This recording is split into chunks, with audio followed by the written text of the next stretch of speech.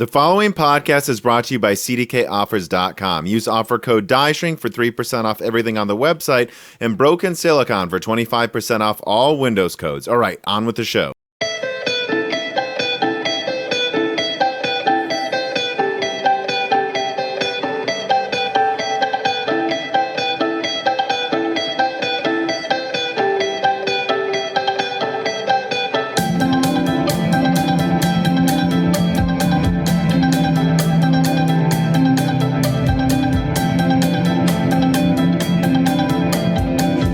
Welcome to Broken Silicon, a gaming hardware podcast. I am your host, Tom, and I am joined, of course, as always, every fortnight by my co-host, Dan. How you doing, Dan? What's going up? I see some nerd books behind you, some binders, a couple of game cases, a lamp, a telescope. There's a telescope Got a that telescope? we basically never use, but we're never going to throw it away. Yeah, not much. Spending all day, every day, analyzing data and doing schoolwork. So that's been fun. You know, you have been saying that. I think me and you talked about this yesterday, like that. I think both of us basically haven't had a day off for like 3 weeks. Yeah, probably around that line. I don't know. I usually do a little bit every day, even if I don't take a complete day off. Even if I don't do a complete day. But yeah, for the past 3 weeks, it's been at least 8 hours a day, like every day for me. Well, the good news is this recording will be the first one where we're not both absolutely exhausted and having memory block errors while we talk. For the first time in several weeks, I would say, wouldn't you? We can hope so. What I think a lot of people don't know is like you're maybe involved in 10, 20% of the content, but you also have a full grad student life on the side. I'm also a full-time graduate student with all that entails. Classwork, research, TAing, everything. And I mean, on my end, I don't know if this will have technically been announced in a video before this podcast comes out, but on my end, I'm busy. I mean, obviously just trying to hire up staff and run the website and everything on the side in addition to the videos and podcasts we put out. But I'm also, I think it's time to announce that I'm moving, right? Oh, yeah. I think it's time to tell everyone I am moving, that my house here in Peoria is for sale, which is annoying, by the way, because I constantly just like basically get a call from some realty firm like, we have someone who wants to come in 30 minutes. Leave your house now. Oh, that's pretty convenient. Because they don't want you there while they're showing your house, which I just assumed, but I asked them and they're like, oh yeah, don't be here. Because if you can imagine, like if I was a realtor and I was trying to show someone a house and someone was just sitting on the couch while you walked around them.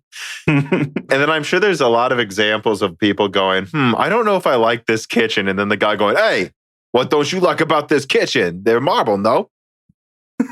Yeah. I mean, really, I think it's a great selling point because you could just yell things about the house to the people as they're walking through it, which I think that sounds pretty nice. So this is not how you would sell houses. No, I think there should some dude should just be yelling things about the house to the people visiting the entire time. In a New York accent. Yeah, that would make for a great selling experience or buying experience, I think. But yeah, so my house is for sale. We'll talk about it a little more when it comes up in various stories. There are some things related to this. I'm looking into a new house, like almost for sure in Nashville, looking to have a studio in it with much more room, a benchmarking station, just a real big boy setup. Not, a little less of this, hey, I just started YouTubing look I got going on in the background from my living room office area of my house. Yeah, I guess that is kind of true. It still does look like like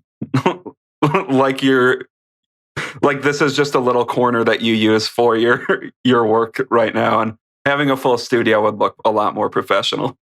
I like to think it's given Moore's Law's Dead an artisanal charm over the years, but at a certain point, I think maybe it's time to go corporate now, Dan. Everybody has to at some point, man. Yeah.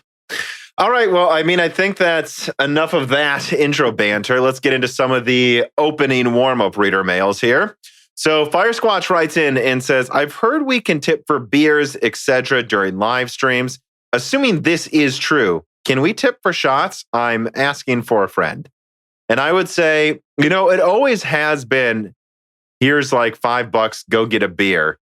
It's never been shots. I have to say, I don't know if it's a good idea to bring like vodka shots into live streams. I think I already freaked out half of the console fanboys when I had an outburst at people once. I think we need to maybe minimize the amount of inconsistency and craziness. I don't know if shots are a good idea.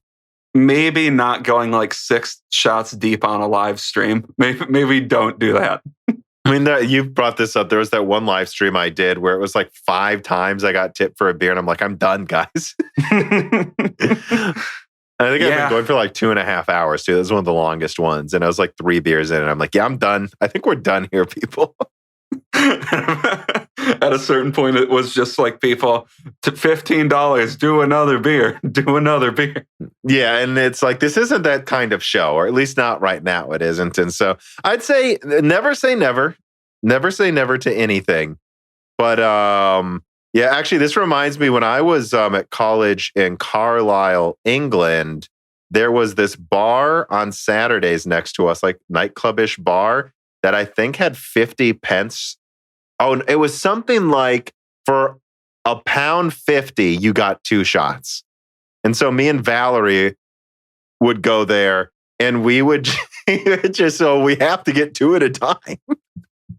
I mean, I went to a larger school than you did. So there was one bar near campus that did $1 drinks every Thursday, I think.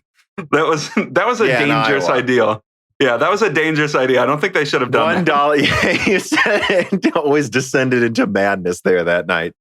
Yeah, because it was a bunch of people getting. You could have 10 drinks for $10. It's not safe. I think if I'm remembering correctly, in Chicago, like at a Cubs game, is it Wrigley Field? I heard this, like, I think it was within the last decade. I'm losing track of time at this point, but it was like they did something insane, like 50-cent beers or like 75 or like $2 beers, like something way lower than usual, and a riot broke out in the baseball stadium. I think that happened at like a minor league game. I don't think that was a big major league game. Wasn't in the big one? There's been a couple major league baseball incited riots that have happened in the past, but I don't.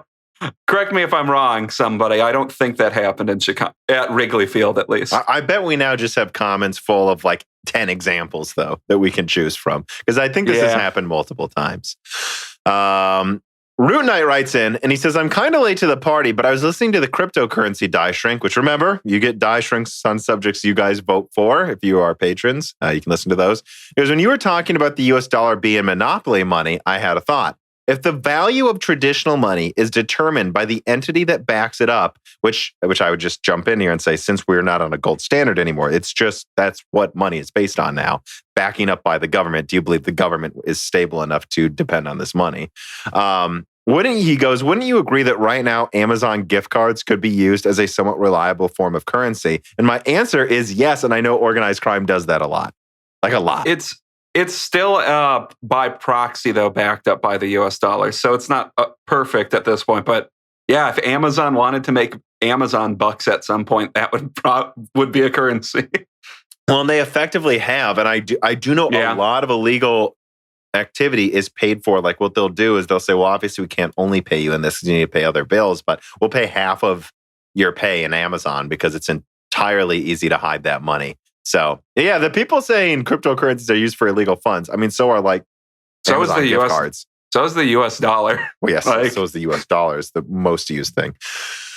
And yeah, I think I don't know, let's move on. Yeah. All right, let us get in then to corrections and omissions. So Dr. Guns for Hands, taking a break from Guns Akimbo, I assume, with Daniel Radcliffe, writes in, and he says, correction on Ethereum profitability, which I think we've talked about that a few times in recent Broken Silicons.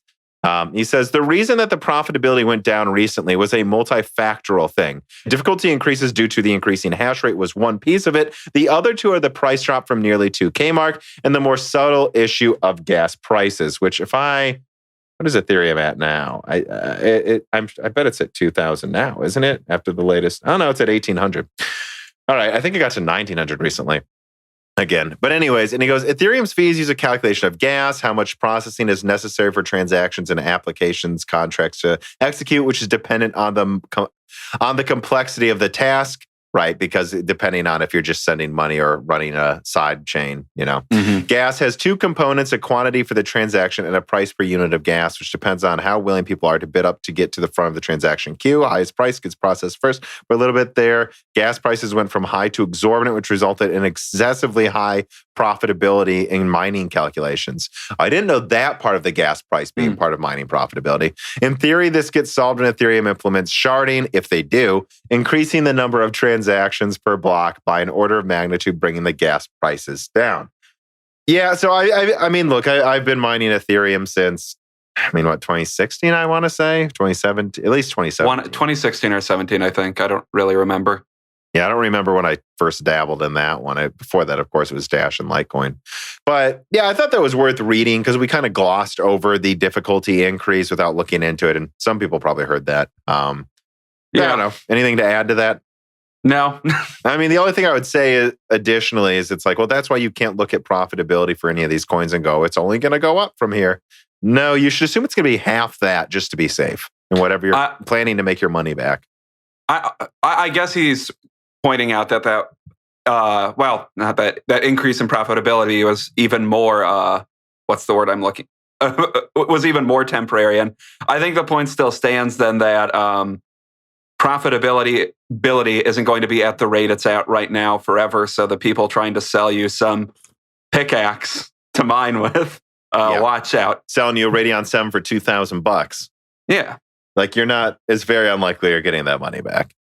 Which I have a lot more to say about that soon. Daniel Vega Hyde writes in with a correction. And he says, in Broken Silicon 90, you were discussing Resizable Bar and how it's now implemented on Nvidia's new cards, and it's coming to older cards as well and older AMD CPUs. You state that AMD played down how easy it would be to implement Resizable Bar. I would argue that's not necessarily the case. Linus Tips looked into this and compared the performance with it on and off between an NVIDIA and Intel system to an all AMD system. It showed that AMD's implementation was more effective. Linus then states that Intel and NVIDIA systems only validated for one game and that, in his opinion, smart access memory from AMD is more than just resizable bar support, and it has a lot more driver optimizations right now. And I, at the very least, agree with him. Yeah, this isn't something we've dug into a ton. I stand by saying that AMD basically told me, us, a bunch of people in a closed door meeting, that this wouldn't be easy to implement quickly. It is implemented, but it's not as good as smart access memory, and that's worth. So it's not like they really lied, I guess, because you could argue that it's still not as effective. But you could also argue some of it may just be Zen 3 with RDNA 2, all that cache. It works better in general there. I don't know. And I think it comes to a certain point, like your subjective term of what is going to take a while, or whatever terminology they use. Like, is 6 months to get it implemented as effectively as AMD's a while? Is it 2 years? Yeah. Because I guess I doubt Ampere's implementation of resizable bar will ever be as effective as it was with smart access memory. But one generation down the line, I'm assuming, and it will probably be just as effective or nearly as effective. Yeah, and you would assume that with upcoming chipsets, it's just turned on by default and almost everything supports it. If it gives you up to a 10% performance boost, come on. It's just letting you access more of the memory at once. It's really not that crazy. But I guess he's suggesting that there's a lot of evidence AMD's does a little bit more than that, though. Yeah. Anyways, though, I thought that was an important correction. So Hair Rat's final correction, he writes in, and he says, in Broken Silicon 90, a Broken Silicon 90 again, Dan, He says, Dan says, I'm glad Sony PSVR 2 is here for $200 because I don't want to spend $1,000 for a VV. I saw a decent amount of comments where people were like, what? These guys think it's going to be 200? I just need to say, guys, we were just kind of throwing around a number. It could be 300. I'm not saying it will be 200. It could be 400. I don't think it'd be more than that, though. I kind of doubt they'd let it be more than 400. I know, like when PSVR 1 launched, what it launched for $400. I don't remember. Depending on how many accessories you wanted, I thought it was closer to 300 total, but I could be entirely wrong. Yeah, so I was kind of just remembering a price point that you could effectively buy at PSVR 4 instead of the original MSRP. Because yeah, they're probably right. PSVR 2 will probably cost closer to $300 to $400 when it first comes out.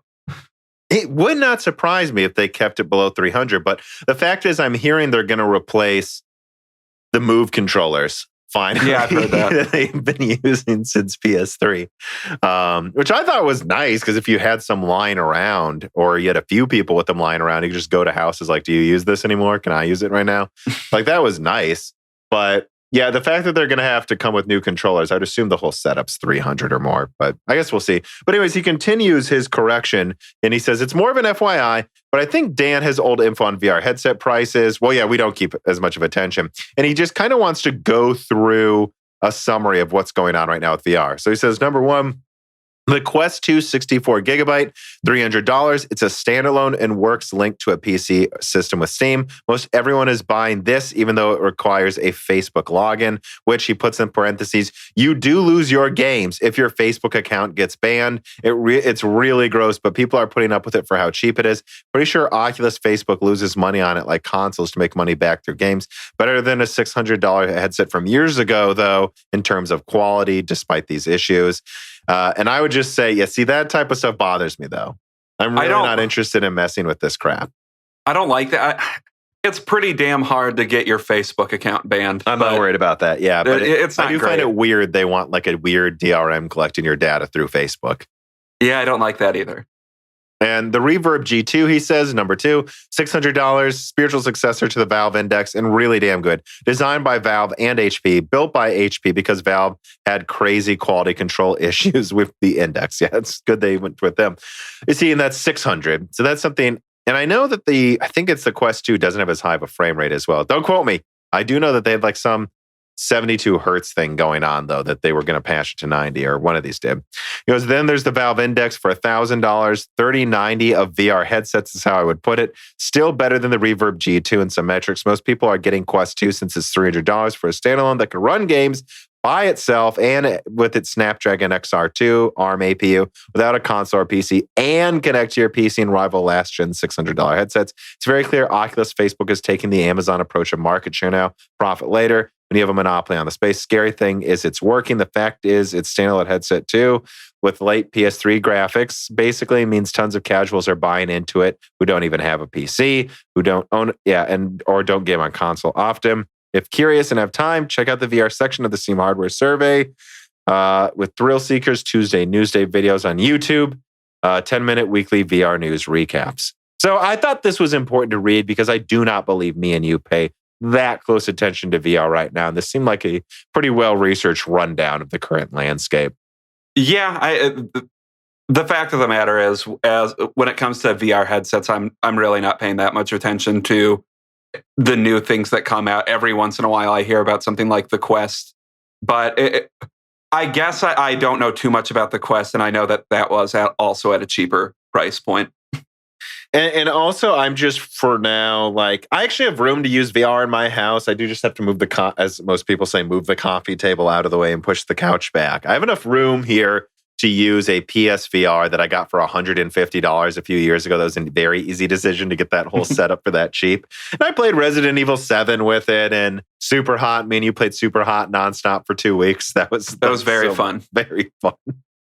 Well, we took breaks eating candy for more energy because, God, that tires you out. But I mean, so, and honestly, I'm just saying right now, that's all I need. The only reason I would consider getting anything else is Half-Life Alyx. If that worked on PSVR, I'd just use that. right now, that about level is, I'm not really willing to spend $300 and deal with things right now until I move into a new house where I don't have to move a coffee table out of the way, basically. Yeah. But yeah, so I don't know. There's your VR talk, people. There it is. Dan, I think we should get into the news. Let's just jump into it after 19 minutes. Let's just do it, bro. All right, so story number 1. RX 6700 XT reviews. AMD's 12 gigabyte RTX 3070 launches, and I put a little write-up here for this. So here we go. Though technically this will be recorded before reviews officially release, we feel confident at Moore's Law is Dead enough in our information that we can discuss the 6700 XT's performance ahead of time. Based on conversations behind the scenes with a few major tech channels that will not be named, here's what we can say now. The 6700 XT roughly matches the 3070 in 1440p. Technically, although it is worth mentioning, some of the channels we trust dearly say the 3070 actually won a little bit on average, even in 1440p. And in 4K, the 3070 seemed to win when not VRAM constrained, although it is sometimes VRAM constrained. Additionally, the 3070 and 3060 Ti win by a firm margin in ray tracing on average, but not always. Again, not always. And the 6700 XT overclocks very well, just like its big Navi brethren. Although it is worth mentioning that Moore's Law is Dead in his own 3070 testing benefits quite a bit from memory overclocking itself. So, anyways, overall, what we can say is this. The 6700 XT is arguably a slightly weaker card than the 3070 overall, but it does come with 50% more VRAM, and that does matter for cards this powerful, at least in our opinion. Furthermore, it overclocks a bit better, and so in our eyes, this is a very competitive product if priced between the 3070 and 3060 Ti. But will it? Based on conversations with distributors, Moore's Law is also confirming in this podcast that people can expect AIB models to generally cost between $550 and $630, with some of them costing a bit more than that. And I know this sounds bad, and it honestly is not good, but this does actually place it below the AIB pricing of most RTX 3070 models that currently sell for over $700 on average. Oh, and it mines at 40 to 50 mega hash, depending on if you tweak it. So I also included some links to other leaked reviews. I don't know. We're recording this earlier, like I said in the write-up, but we know the performance. If there's any surprises, I'll put out a video Wednesday or something. But I don't know, Dan, what do you think about the 6700 XT reviews that we're technically supposedly don't know about, but me and you already have seen them? So I think for the price of $480, given the current market, I think it's a justified price. That's kind of what I've said, looking at the leaked benchmarks and knowing some of the behind-the-scenes stuff we have already.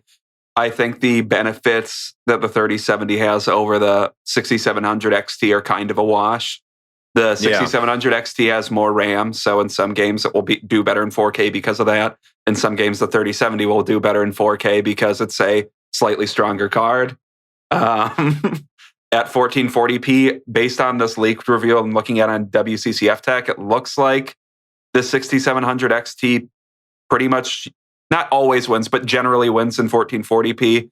Looks like the 3070 actually, that's the 3070 obviously has better ray tracing performance. So if you care about that gimmick feature, it's it's something better to have. I mean, it's there. So I don't know. I think they're probably both going to settle around the same prices. Even though we're saying right now the AIB models are going to go up to 600, I won't be surprised. Yeah, I won't be surprised if that drifts up to 650 or 700 at a certain point. So my whole thing is, if you can get one for 480 or even 550 at this point. Yeah, even within 20% of MSRP, I would say. If you can get it for below 600 and you have like a Vega, I think what you're about to say is keep it and sell the Vega for the same price or more. Yeah. So, I mean, it's kind of weird talking about this to an extent because I feel like this is kind of exactly the card I was guessing it would be. Like when we were talking about it 2 weeks or a month ago or whenever we've been talking about it for the past like 4, 5, 6 months. No, I'm talking when it became very evident. We should, like in the past couple months. Yeah. Yeah, so it's like I kind of feel like we're just reiterating what we said, except this time I'm getting rid of I think it will be. It's just kind of my same thoughts where, yeah, it's MSRP $20 less, has 4 gigs more RAM, pretty much a wash as when it comes to the strength of the GPU, but it gets worse ray tracing performance than the 3070 and 3060 Ti, I guess you have to say. Yeah. I mean, I don't know what else there is really to say. And I think this episode will come out about a day after my RTX 3070 review, I think. And in that review, so just so you know, Dan, I just finished the recordings, the scripts, the benchmarking. Most of the work's done. It just needs to all be edited together. So it's probably going to come out Monday, probably about at the same time or right before the Patreon version of this episode of Broken Silicon comes out. And in that review, I confirmed that I think the 3070 in its level of performance should be 450. I think, though, if they gave it 16 gigabit per second memory, which in my testing, memory overclocking gave it almost linear performance increases, the 3070. I mean, God, is it bandwidth starved? Like, if they would have just given it 16 gigabytes of 16 gigabit per second memory and the full die, 3070's cut down, everybody. If they gave it the full die, they could have had something within 10% of the 6800 and had a killer high-end card for 550. But they didn't. And so when it has 8 gigabytes, and it's, not really a high-end card, but stronger than everything below it, at least in raw performance at stock, I just feel like it's a $450 card. And if I think the 3070 is a $450 card, I think the 6700 XT is should be the same price. But I don't know. I don't. It's just a crappy situation where you have to go, well, am I going to get rid of this 3070 or am I going to keep it and sell my Radeon 7 for $2,000? And I think most people should try to get a hold of things for within 20% of his MSRP and sell their previous Vegas and cards that can. I mean, I think even RX 580s are selling for like 400 now or 300. Sell them and get this, It's unfortunate, but that's what I do think you should do.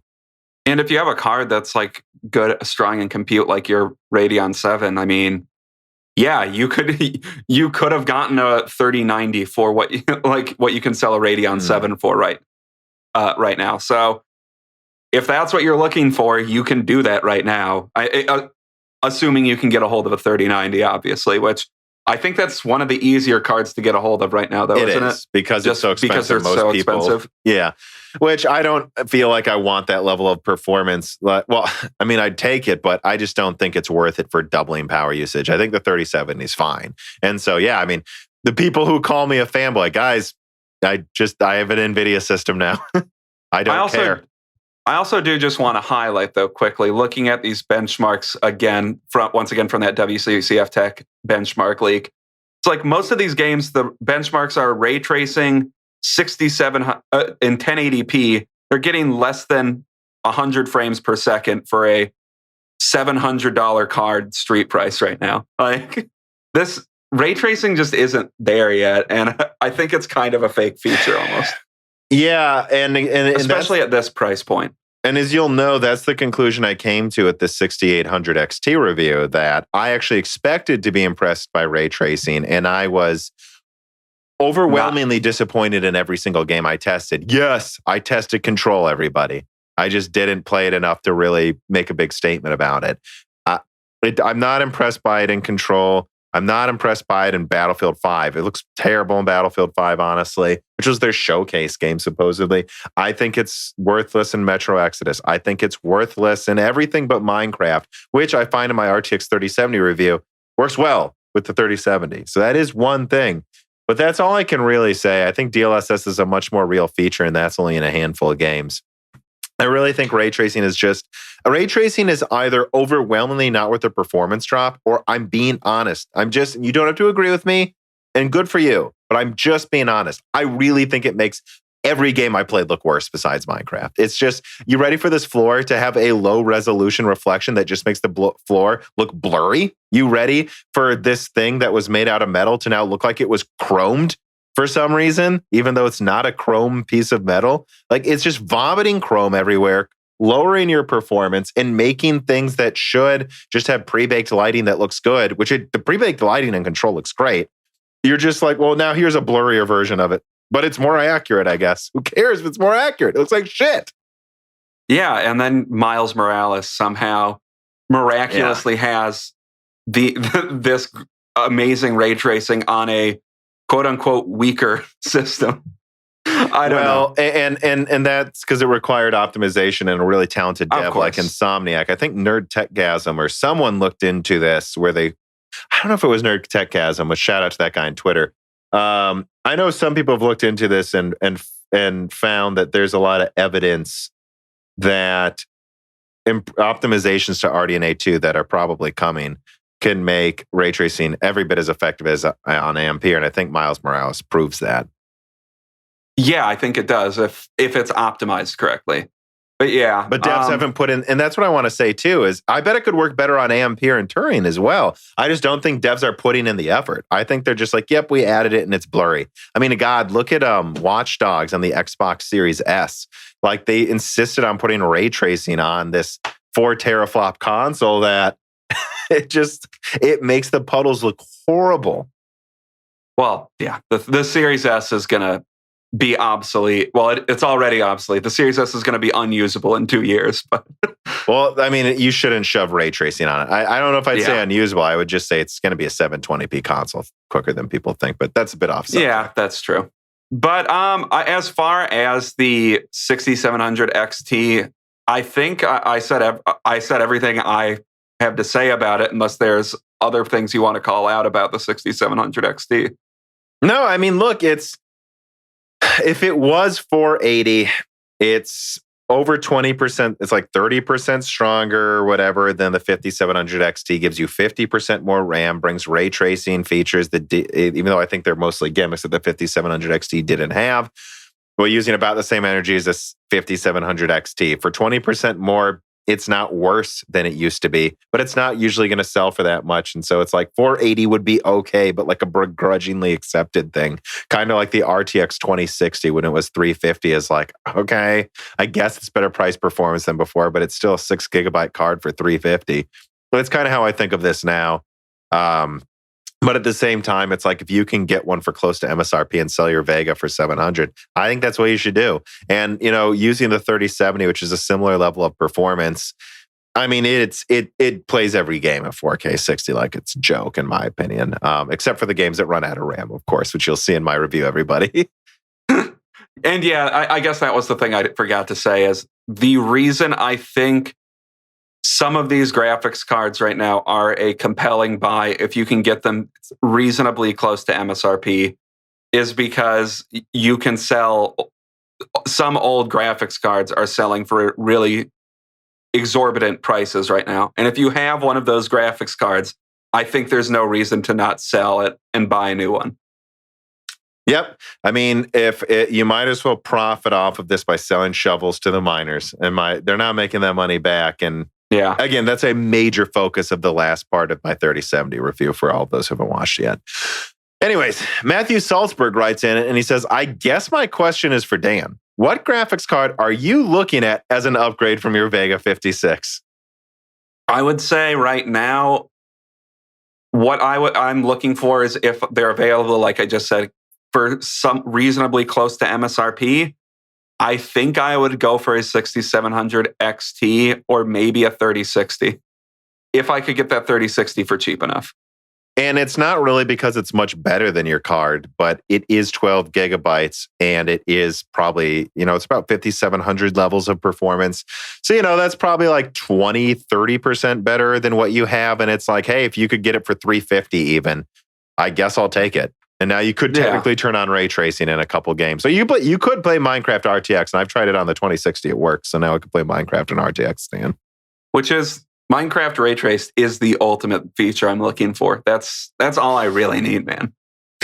Although again, I covered this in the 3070 review. They do limit the view distance to 24 chunks. Don't we usually play with like 64 or 80 chunks? No, I don't think we play with that many view. Oh, no, we do. No, sometimes you do, especially if you're trying to get those really long view distances. Yeah. So you can't even turn like it 40 up to 64. Yeah, you can't even turn it past 24. Yeah, that's a drawback. Yeah. So even then it's like, which is annoying because the performance was fine. I'm like, I'll take less performance so I can see over that mountain over there and see what's going on, bro. Yeah. Yeah, bro. But yeah, I think what you're saying is you'll take anything if you can get it for MSRP because you can sell your VEGA 56.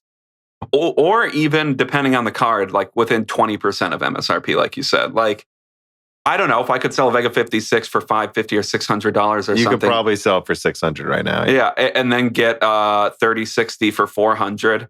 I mean, I think that's a bit overpriced for what the 3060 is, but I still netted $200 on the transaction. Yeah. And me and you do both need, like I even say in my 3070 review, I think people need to start considering, like, if they have a console lying around or a good gaming laptop, do you really need your desktop? Because maybe you just, I think scalper prices are about at an all-time high right now. And I believe Hardware Unboxed talked about that recently as well. It does seem like they're leveling out and even starting to decrease slowly. So if you have a card you can sell for $1,000, $2,000, $3,000, and that money matters to you and you don't need a desktop for work, I do and you do, Dan. So we can't just get rid of it. Well, it's worth considering just selling to make that money, because I do think there's going to be opportunities in a few months to get other stuff a little easier. I don't think anything's going to be easy this year to get, really, but I think we're at the peak of insanity right now, pretty much, or close to it. Or I think we might be on, I don't know, it's hard to say. With like the consoles, we're definitely on the decline for that. But with the graphics those prices are coming down for scalpers pretty fast. Yeah, so it's a matter of, like, if you have a little bit of patience, you can usually, if you wait like 2 to 3 months, prices usually return to a semi-reasonable level. I don't know if they're ever going to be completely reasonable this generation, but I don't think the 3070 is going to be selling for what? How much are those selling for on eBay? Probably like $1,200 right now. Oh, like $1,400. Okay, yeah. So if I get my hands on like a 3080 for MSRP, I guess I'll keep it and sell the 3070 because someone's willing to pay that much on eBay. Yeah, and I think the demand or the supply will hopefully at some point in the next couple months not be at a level where, we'll be at a level where that isn't happening anymore. Yeah. Well, Ike's writes in and he asks, when are AMD mobile GPUs coming? And I would just say, the thing is they can't keep anything in stock right now. And I know that mobile versions of Navi 22 are coming. And honestly, in an ideal world, AMD would like to launch mobile versions of Navi 21 because they can. Undervolted Navi 21 is crazy efficient. I'm sure they could launch a 100-watt version of like the 6800 and like just dominate mobile performance. But unfortunately, I think they believe they're better served, selling it to the do-it-yourself market, and I agree with them. I have to assume some version of Navi 22 will come to laptop, and certainly Navi 23. But outside of that, it's hard to put any estimate on new releases when nothing can be kept in stock. Yeah, so it's like if a OEM offers them a big contract, you'll see them at a decent level. But I don't think that I don't think there's a reality where they're in a ton of laptops right now, unless that happens. Yeah. And you know what, Dan? Speaking of if you're able to launch new graphics cards, let us move on to story number 2 about another rumored graphics card that has been held up for quite some time. Story number 2, the RTX 3080 Ti rumors. Is it real this time? And I did a write-up for this too, based on 2 tweets, one from Copite7Kimmy, one from Momomo. Links in the description. Although Moore's Law is Dead has typically laughed off the constant 3080 Ti rumors we seem to get every week, this one feels a maybe bit more real, especially since it comes from leakers Copite and Momomo that have a very good track record on Ampere leaks, although I believe Copite's been talking about this for a while. Something about this one to me feels more concrete. In summary, it seems like Nvidia may launch a $1,000 12 gigabyte GA102 card to directly compete with the 6900 XT. It would simply be a 3090 performance card with less VRAM. And this makes more sense to this writer's opinion than it would to launch some 20 gigabyte version of GA102. 20 gigabytes would still use a 320-bit bus that would waste performance while giving people more RAM than they probably need. Why do that? unless you're going to refresh the entire lineup, at least in our opinion. Yes, it is rumored to come out in April, but at the end of the day, we have to encourage people listening to remember that Nvidia could have launched this months ago, even though you probably still couldn't get it, and could still decide to wait for a release. So we've been getting 3080 Ti rumors forever. 20 gigabytes to me always seemed weird. I don't know why you wouldn't go with either 22 gigabytes, so you almost have the full bus and a bunch of RAM, or 12 gigabytes, so you have the full bus there for the full performance. That's really what I expect it to be. And that is what makes me like this rumor more than before. And actually, I did reach out to a couple of sources before we started recording. And I have been told that this time it could be real. That they're still not 100% sure, which I find bizarre, that they could launch a product in April and not be 100% sure if it's really launching. But part of the information is that it will be very low volume if it launches in April. So I guess that makes sense. The point is this: the reason I'm covering 3080 Ti rumors this week is that there really does seem to be some fire to the smoke this time. Yeah. And I was looking, I think I actually assumed that the rumors were contradicting each other, because if you look at the Momomo link, it's in Japanese, of course, and it says 20 gigabytes. But the weird Google Translate I just did makes me think it's saying that it's not 20 gigabytes. Oh, okay. But we'll see. And I guess I can't confirm 100% the configuration, but 12 gigabytes makes a lot more sense to me and the people I've talked to. So what, 12 gigabytes with a 384-bit bus, and would it be the full die? We don't know. But I would assume a couple of SMs less than the 3090. I would assume it's not the same amount of SMs. Although, let's be honest, it could be the full SMs. Although I don't know why they would do that. It'd probably be best to partially disable it and just reserve the best dies only for A6000. Yeah, so I guess if it sells for $1,000, I just don't know. I don't know if that's a good price point for it, but people will buy it, I guess. So maybe it is. I mean, it's going to be about the same performance as a 6900 XT. Well, not overclocking as well. Although the memory should overclock better than the 3090 because they'll have less memory. Less memory is easier to overclock.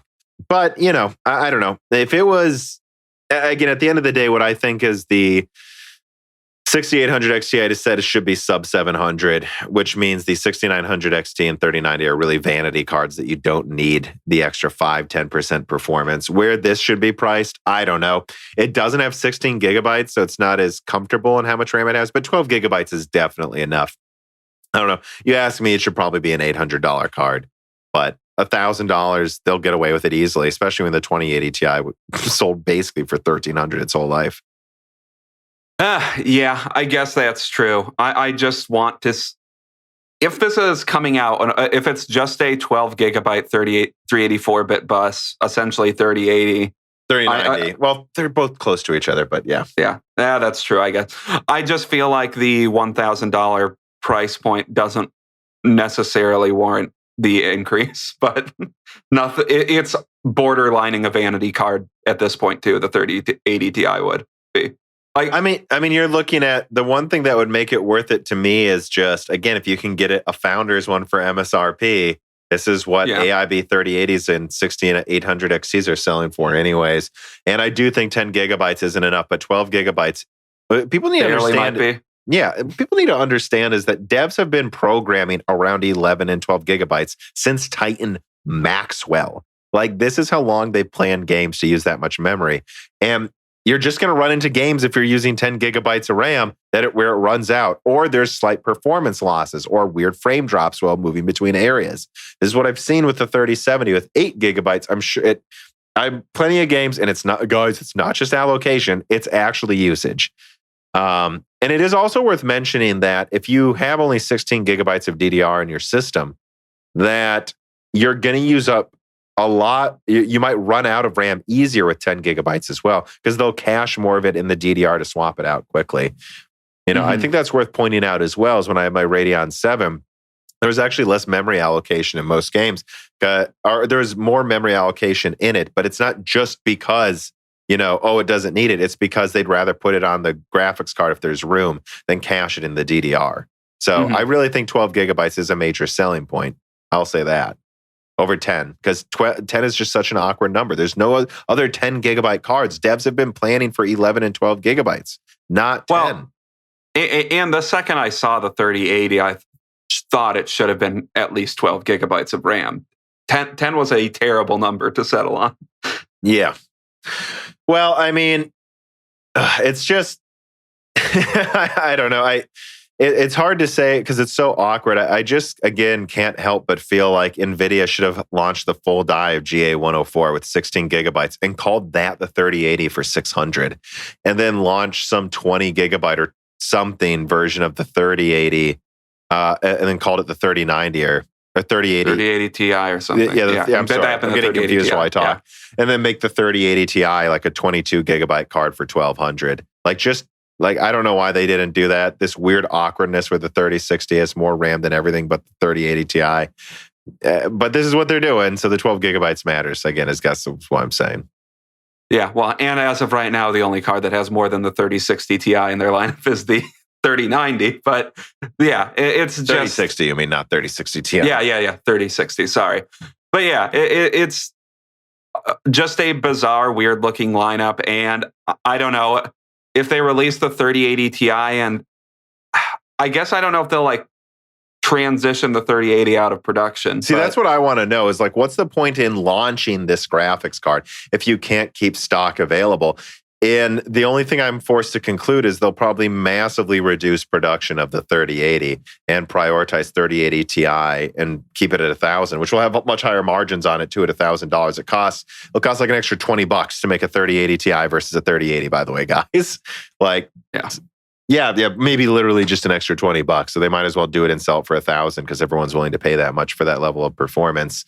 And then just kind of phase out the 3080. I mean, that's basically what they did with the 2060 Super and 2070 Super over the 2060 and the 3060 and the 2070. They kind of phase out the 2070 basically.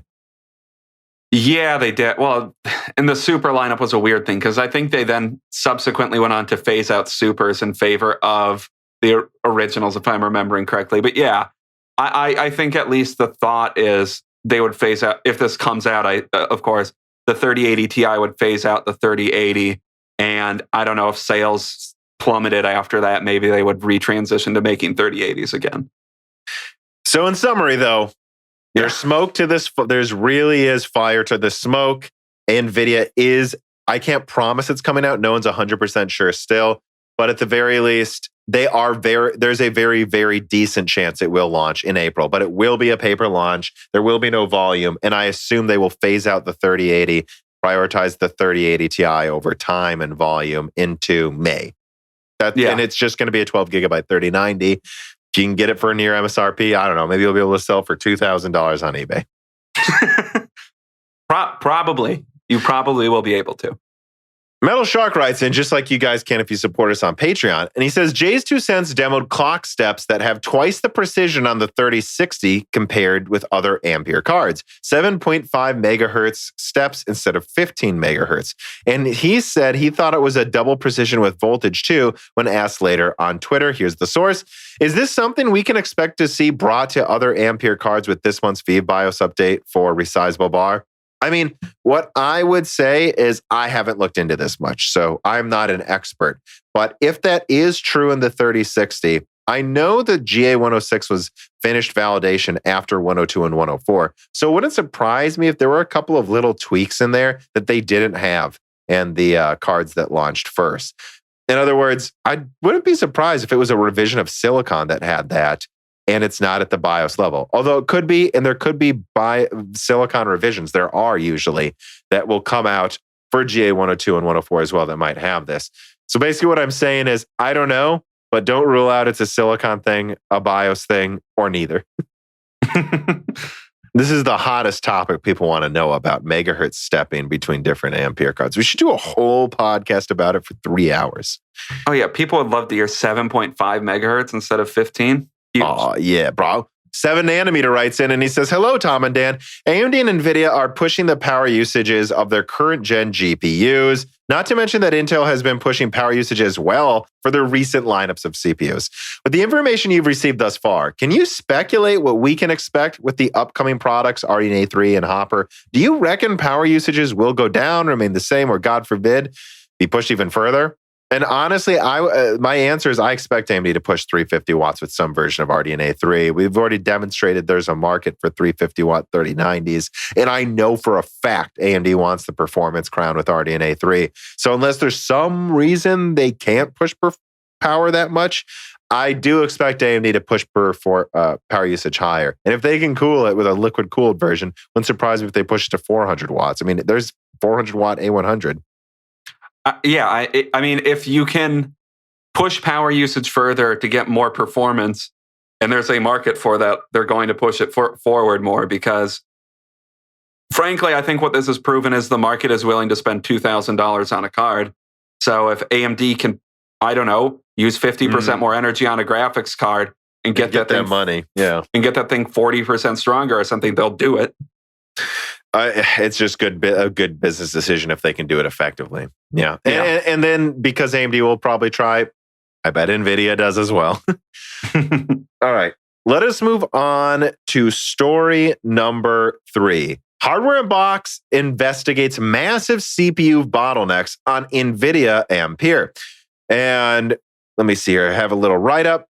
So links in the description. This video I thought was actually very interesting.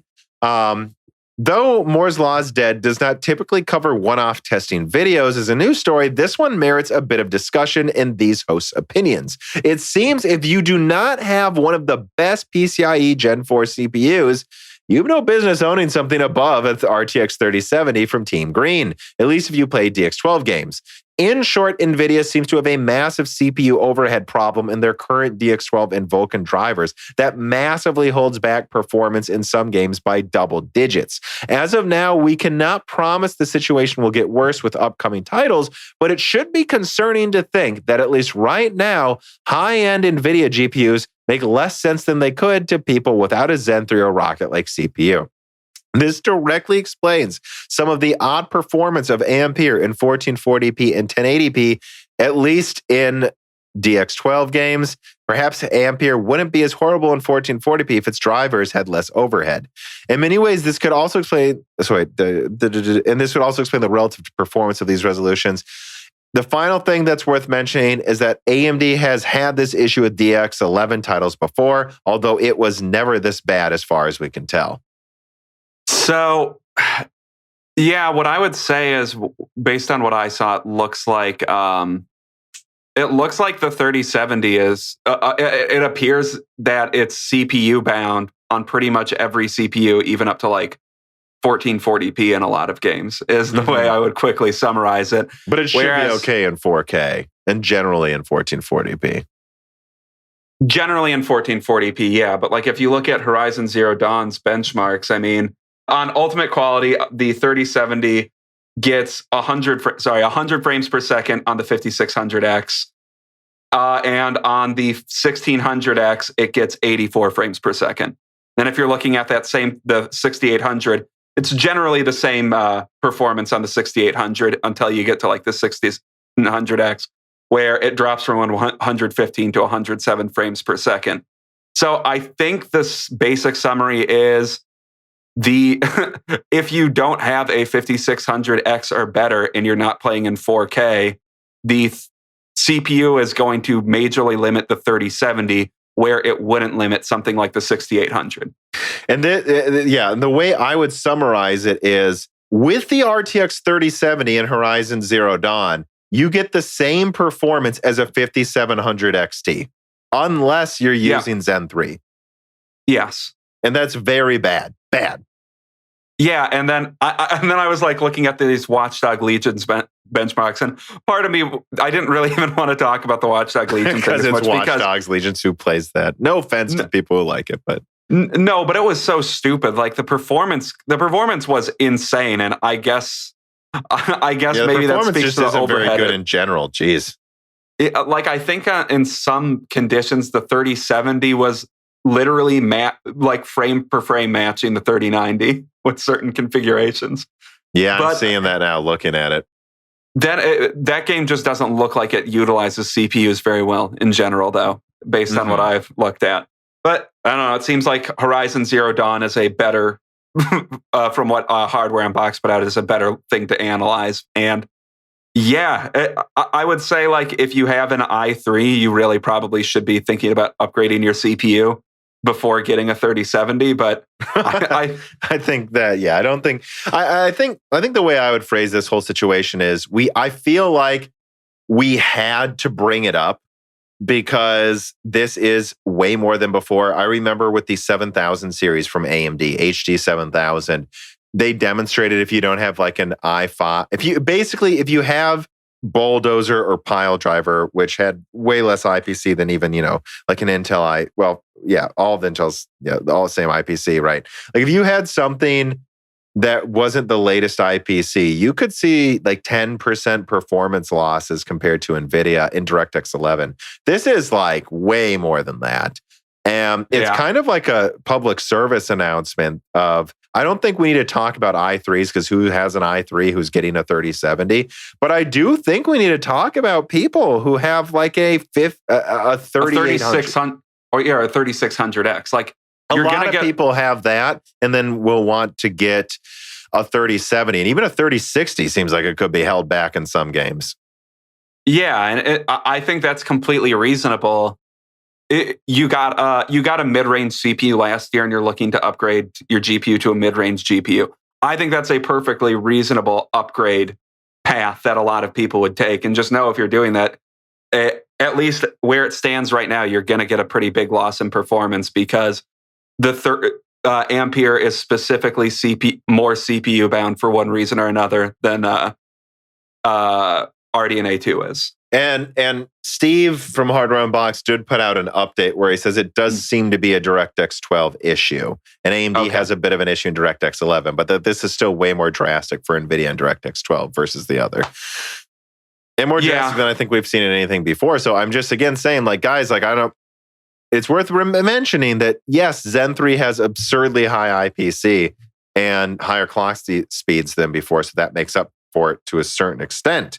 But I bet there's a lot of people who have like a 3900X and bought a 3080. And if you did, it's kneecapped in 1440p. Yeah. So I think that's important to highlight for people that are thinking about upgrading. At least do your due diligence, do your research to make sure that this isn't an issue that expands across a bunch of different games. And maybe maybe driver updates over time will mitigate this issue. But I assume so. But this does explain a little bit of my 3070 testing. You remember me saying while we were playing, like Deep Rock Galactic and Battlefield, like I think it's worth just doing full resolution scale and keeping it around 100 because it doesn't seem to be able to hold 120 hertz. Yeah, I guess you just don't assume that you're going to have that issue at 1440 or 4K at this point, because those issues always start to arise, or they used to, at 1080p. Right, but there's plenty of games that I don't think are that hard to run in 4K, especially with the 3070 I have now. Yeah, there are plenty of games, especially, there's plenty of games that are easy to run on the Radeon 7 or the other Vega cards. It's not incredibly hard to run 4K in general, in my opinion, but... And I do have to wonder, like, how many people like have a 3060 and want to play or want to buy a 3060 and game at like 200 hertz in an esports title in 1080p. Probably a lot of people, and they just might not be able to. Yeah, that's a good point. So I don't know. This is a major problem. Really, this is. And again, guys, this is not like dunking on Nvidia or anything. It's like I have a 3070 now, so I'm like, this is a problem. It won't really affect me, but it almost does. And I'm not at the cutting edge usually trying to get to the highest performance. And the fact that it affects me, this is something they really need to solve. And I'm sorry, when I look at this, I'm like, it's very hard for me to think of how you can recommend like a 3090 or a 3080 to most people over the 6800 XT. It overclocks better. It performs better in rasterization in the overwhelming majority of scenarios for people. And now we know that you can't even game at high refresh refresh rates with the 3080 in some titles in DirectX 12, unless you have a God CPU, which you shouldn't need a God CPU for a 700, maybe for the 3090, but that still means it's limiting performance to a certain degree. And Hardware Unbox pointed out, like, if they don't fix this soon enough, like, what happens when CPU requirements go up? And then in future games, it's just kneecapped to an even lower resolution in the latest game. I mean, lower frame rate in the latest games. Yeah, I guess that's true. And I think the top CPU they tested was with the 5600X. So that's not a God CPU, but I guess I don't know how. I guess I don't know if you'll get even more astronomically better frame rates if you have like 5950X or XT or something like that. Yeah.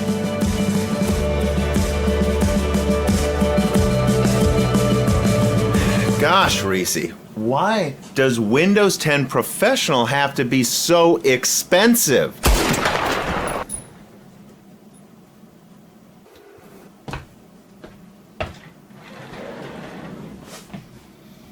Don't listen to that, nerd. Listen to me. You can get all the great Windows and gaming keys you need at CDK Offers. I have a plan.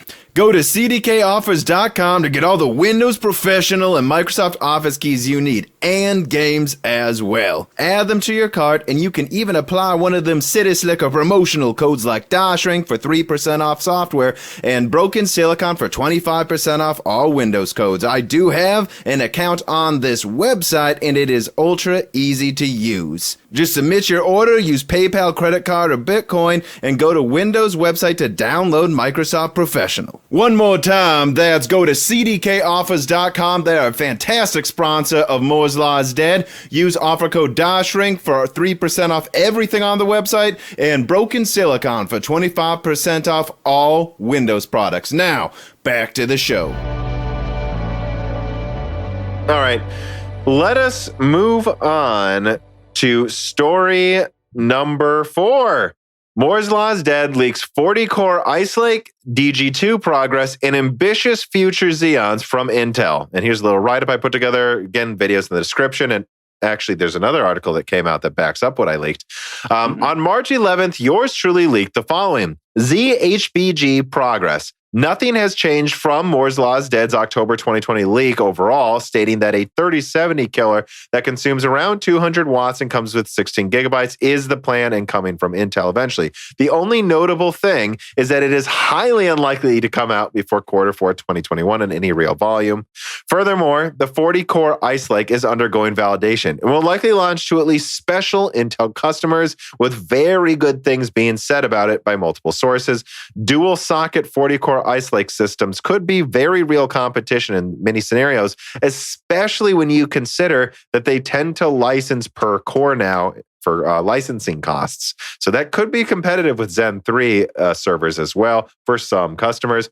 Finally, the most eye-catching part of Tom's leak was Intel is looking into a variant of Sapphire Rapids that removes a Golden Cove tile, 1 out of 4 as far as we're aware right now for the top model, in favor of adding a Z compute tile. Sapphire Rapids already has on-die HBM2E. This could be an incredible enterprise APU, although it must be stressed. Tom is not confirming this APU will come out anytime soon with Sapphire Rapids. But it is clear this is a type of product Intel wants to launch within a few years, and that is an interesting development that shows Intel is planning to attempt to meet AMD's heterogeneous computing plans, possibly around when AMD fulfills them. And that's the point, is I saw some people going like, well, it'll be 96-core Zen 4. It's not going to kill them. No, my video said AMD should worry, not that Intel kills AMD in a year. I say the opposite in that video. The point, though, is that Intel clearly isn't thinking small time anymore, and that they're looking to make some very innovative products. You look at that, you look at Ponte Vecchio. I feel like we may have a resurgent Intel in a few years. Or in servers, not necessarily resurgent, but they'll be holding on to what they had more strongly than they might have at one point. Like maybe with stuff like this coming out, a data center that's needs to upgrade soon, maybe they'll decide to continue sticking with Intel, rather than spending that extra cost of renovating their system and moving to an EPYC-based system instead. Yeah. So I guess another thing to mention is, again, links in the description, but it's funny. A day after that leak came out, Raja tweeted a picture of him next to them testing Z cards that showed performance on screen. Of course, this would have been intentional that they let this leak from them. Yes. That showed it beating a 3070 in 3D Mark, if I'm reading this correctly. So, I mean, that completely aligns with what, you said it right up that October leak you talked about where, yeah, it looks like it might continue to line up. It might be at least a high-end card. Which, only if it launched in quarter 3. And I highly suspect it will not launch effectively, at least in quarter 3. I think this is really going to be a good price performance at best. I guess we'll see. Mid-range card. Because what people need to remember is that if this comes out in quarter 4, well, what then? We're like 3-4 months away from RDNA 3's launch. We'll probably fully know the performance of that. And we'll probably have some kind of Ampere refresh coming out from Nvidia that could be 30% better or something. Like this could totally plausibly launch next to a new generation from Nvidia and AMD. And so being near a 3080 in performance with 16 gigabytes RAM at 200 watts, look, that will be very good at $400 even then. But I don't think this will be super high end. But I think this could really bring competition to the mid-range that seems to be being completely abandoned by NVIDIA and AMD right now. We really need this, I think. Yeah, but we need it sooner rather than later, because if it comes out in quarter 4 of 2021, all right, so let's say NVIDIA comes out with an Ampere refresh or whatever comes out after Ampere. I don't know. Is it Hopper? Is Hopper, that what, are we still assuming Hopper? One of them, yeah. But let's Darwin, say I'd like them to call it Darwin. I think they may have already had that. No, probably not. Go on. But let's say, I don't know, Ampere 2 comes out or Hopper comes out, and NVIDIA has gotten the power use somewhat under control. So they launch a 3080 for 200 watts alongside a 3082 that uses 200 watts. It might not be that impressive, depending on when it comes out. Yeah, and I guess the last thing that I will say about this is the fact that it uses TSMC, whether 6 or 7 nanometer. Everyone seems very sure it's not 5 for now, at least. Is that I'm not sure how much this helps capacity. Like RDNA 3 should use 5 nanometer or maybe 6. So I assume it won't necessarily use the same node, maybe as AMD, but it's still coming from TSMC. It's just like when people are like, well, Intel's got all this 14 nanometer capacity. It's like, kind of, they're converting a lot of it to 10 nanometer now. So a lot of the 7 nanometer product lines will start to be converted to 5. Coming from TSMC is coming from TSMC. So I with the current capacity constraints, I'm not really sure how much it will help, right, for this to launch overall. But it has to help some if they can at least anchor the price to $400.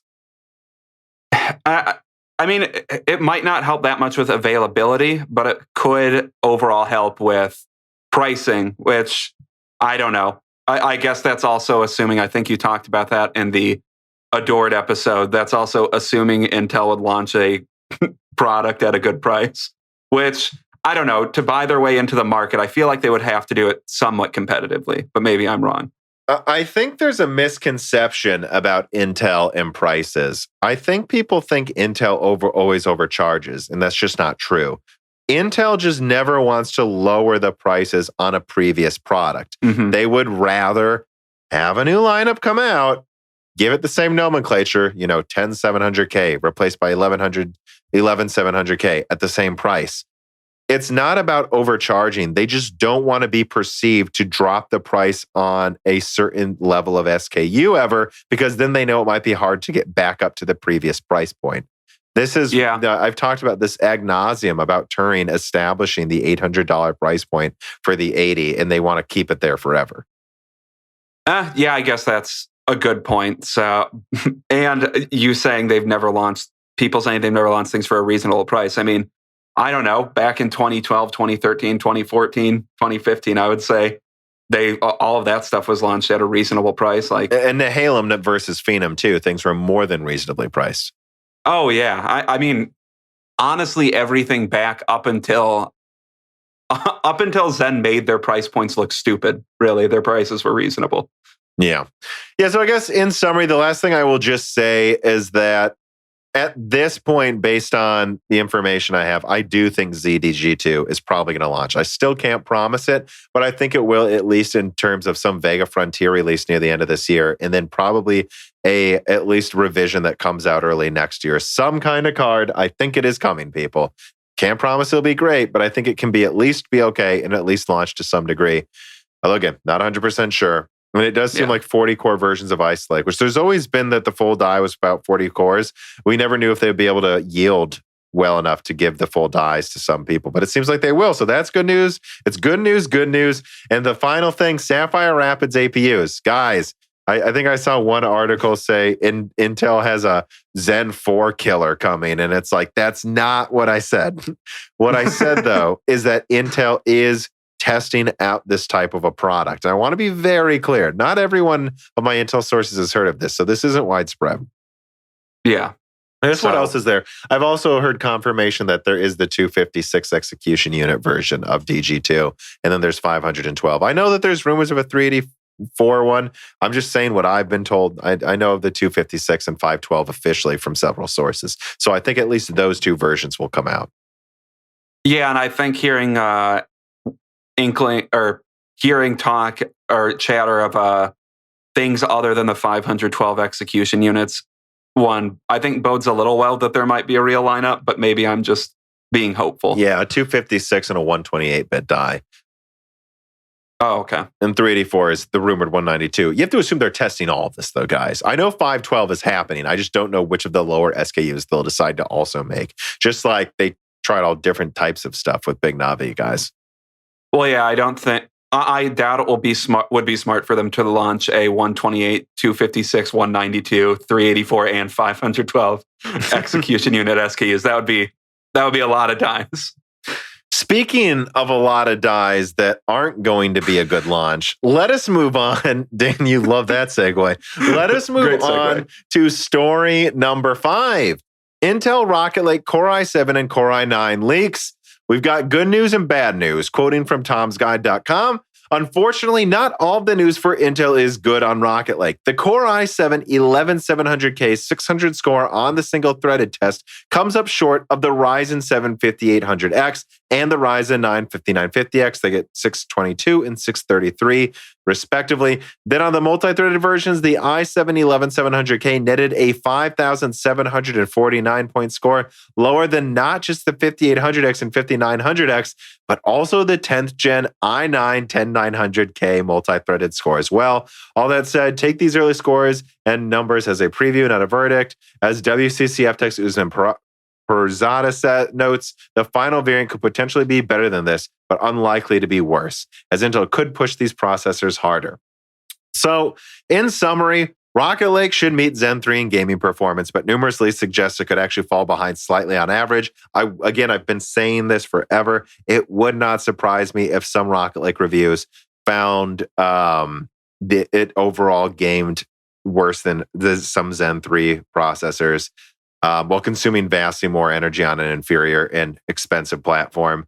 I included this just because everyone's talking about it right now, but honestly, guys, why is this surprising to anyone? This has been consistently at least what we've leaked about Rocket Lake for about a year now. I don't know why anyone would have expected any other outcome for Rocket Lake. I do just want to say, the Tom's Guide title is "We've got good news and bad news." To me, what I just read is we've got bad news and bad news, but it's not. But don't worry, it can't be worse than this. I guess is the good news. It can't be worse than this. I mean, the only thing you can say is if pricing drops, which it is interesting to see, Comet Lake CPUs are drifting below MSRP. And I think, again, this is something we've discussed a million times. If the i7 11700K, which will clock worse than the 11900K is what we're hearing, like notably worse. But if that 8-core can drift to close to 350, it's a viable alternative to a Zen 3 CPU if it's not in stock. At least it has Gen 4 PCIe support, although not as many SSDs are supported on the platform. Yeah, but I guess what I would say is if both are available, there's no reason to get the i7. No, and I don't know why people are like, why? And this just brings us all the way back to why did they charge $450 for the 5800X? It's because AMD knew they'd have the crown for about a year. The best Intel would do is tie them while using double the energy, and it looks like Intel is going to charge $500 to $600 for their i9 that matches the 5800X. That AMD's cheaper, guys. I don't know what to tell you. Yeah, so if they can charge $350 for that, I guess they have an 8-core that will probably get a bit worse performance for less money. So, okay, that is the minimum to being worth buying, and I don't think they're going to hit that target. So I don't really know what to say. It doesn't seem like it's worth buying these. Yeah, I mean, that's really all I have to say. I brought it up because everyone's talking about it. I don't have a lot to say about Rocket. Like, I don't think it will be good. I'm sure some reviews will find it games a little better than Zen 3, but some will find that it games worse. And its multi-threading look, they're going from 10 to 8 cores. Well, apparently having a bigger die size than Comet, like from what I've seen as well. So, no, not great. They need Alder Lake as soon as possible. Yeah. Story number 6, Nvidia to stop Switch's SoC production this year. Game Reactor was told. So quoting from them, news and rumors about the next Nintendo Switch iteration have been developing quickly following Bloomberg's report on a deal between Nintendo and Samsung on rigid OLED panels. While checking the veracity of these rumors, a person with knowledge in the matter told Game Reactor that Nvidia is halting production of the system on a chip powering Nintendo Switch this year. Both the regular model and the smaller and cheaper Switch Lite feature that features the latest version of NVIDIA's Tegra X1 Mariko. The source told Game Reactor that NVIDIA plans to stop producing the processor in 2021, but did not elaborate further on what comes next or what may happen with the current versions of the hardware. The statement aligns with the rumor floating on social networks and forums about Nintendo's introduction of a new Switch model later this year. Ex-Kotaku Imran Khan wrote on Reset Era, "We expect this thing to be primarily for FPS boosts and resolutions, not really a Switch 2. Think more Pro than Super." He was expecting the leak as there's enough people with dev kits already, according to him. Another regular leaker known as Nate Drake added in the same forum thread that there will be some select exclusives, especially from third-party partners, but maybe not the big number of them. But I know of at least one that will be exclusive to the new version. In February, Nintendo's global president, Shuntaro Furukawa, said that there is no plan for new console announcements soon in a conference call. And people noticed that was quite a different wording from the year before, where he plainly denied a new Nintendo Switch was coming in 2020. So yeah, this directly indicates to me at least that they're launching a new Switch Pro at least this year. From the reporting, I would say I'm a little disappointed if it wasn't a fully upgraded one, but I don't know. It's hard to say what their plans really are. They're kind of creating this new ecosystem moving forward. It wouldn't surprise me if there was just rolling compatibility over time where it's like, well, this game's 480p on the original Switch. This game just can't run on the original Switch because its CPU is too weak. And I don't know. What do you think of all of this? I hope they don't do it like that, because I think that will be one very confusing for buyers. I mean, I guess there was kind of like that with the Game Boy, or at least that's just my memory of what it was kind of like with the Game Boy. Maybe because not really. Or maybe it's just because I was a dumb kid back then. Yeah, that's probably I looked it up a while ago, and it is quite different. That you're right though. When I was little, like looking at the different versions of Game Boys, I was like, what does this version really do? Because I still mostly, like on a Game Boy Advance, just played Game Boy games. Yeah, that's what most people did. But I guess I don't know what this indicates really. I think either it means they need to get a new SoC and they're not completely stopping Tegra. This is just they're just stopping production of this specific SoC. They're going to buy a new upgraded SoC, or if they're completely planning on stopping Tegra production, I mean, Nintendo's hands are kind of tied. They kind of have to make a new console. Yeah. Yeah, they have to make a new console if that's well, true. there's been newer versions of Tegra, I believe, or similar types of SoCs with ARM plus GPUs on it. I know there was a Volta version and stuff like that. Yeah, and I looked into this a little bit to make sure that this wasn't just a like one-to-one repeat of a story that happened last year, where they had to upgrade their SoC from the Arista SoC to the Mariko SoC. So what they're specifically saying is they're stopping production of the Mariko SoC, I believe. So it could just be there's another upgrade in the works, and maybe we'll get a Nintendo Switch Pro in 2021, and they'll be able to keep producing a weaker Nintendo Switch for the next couple of years.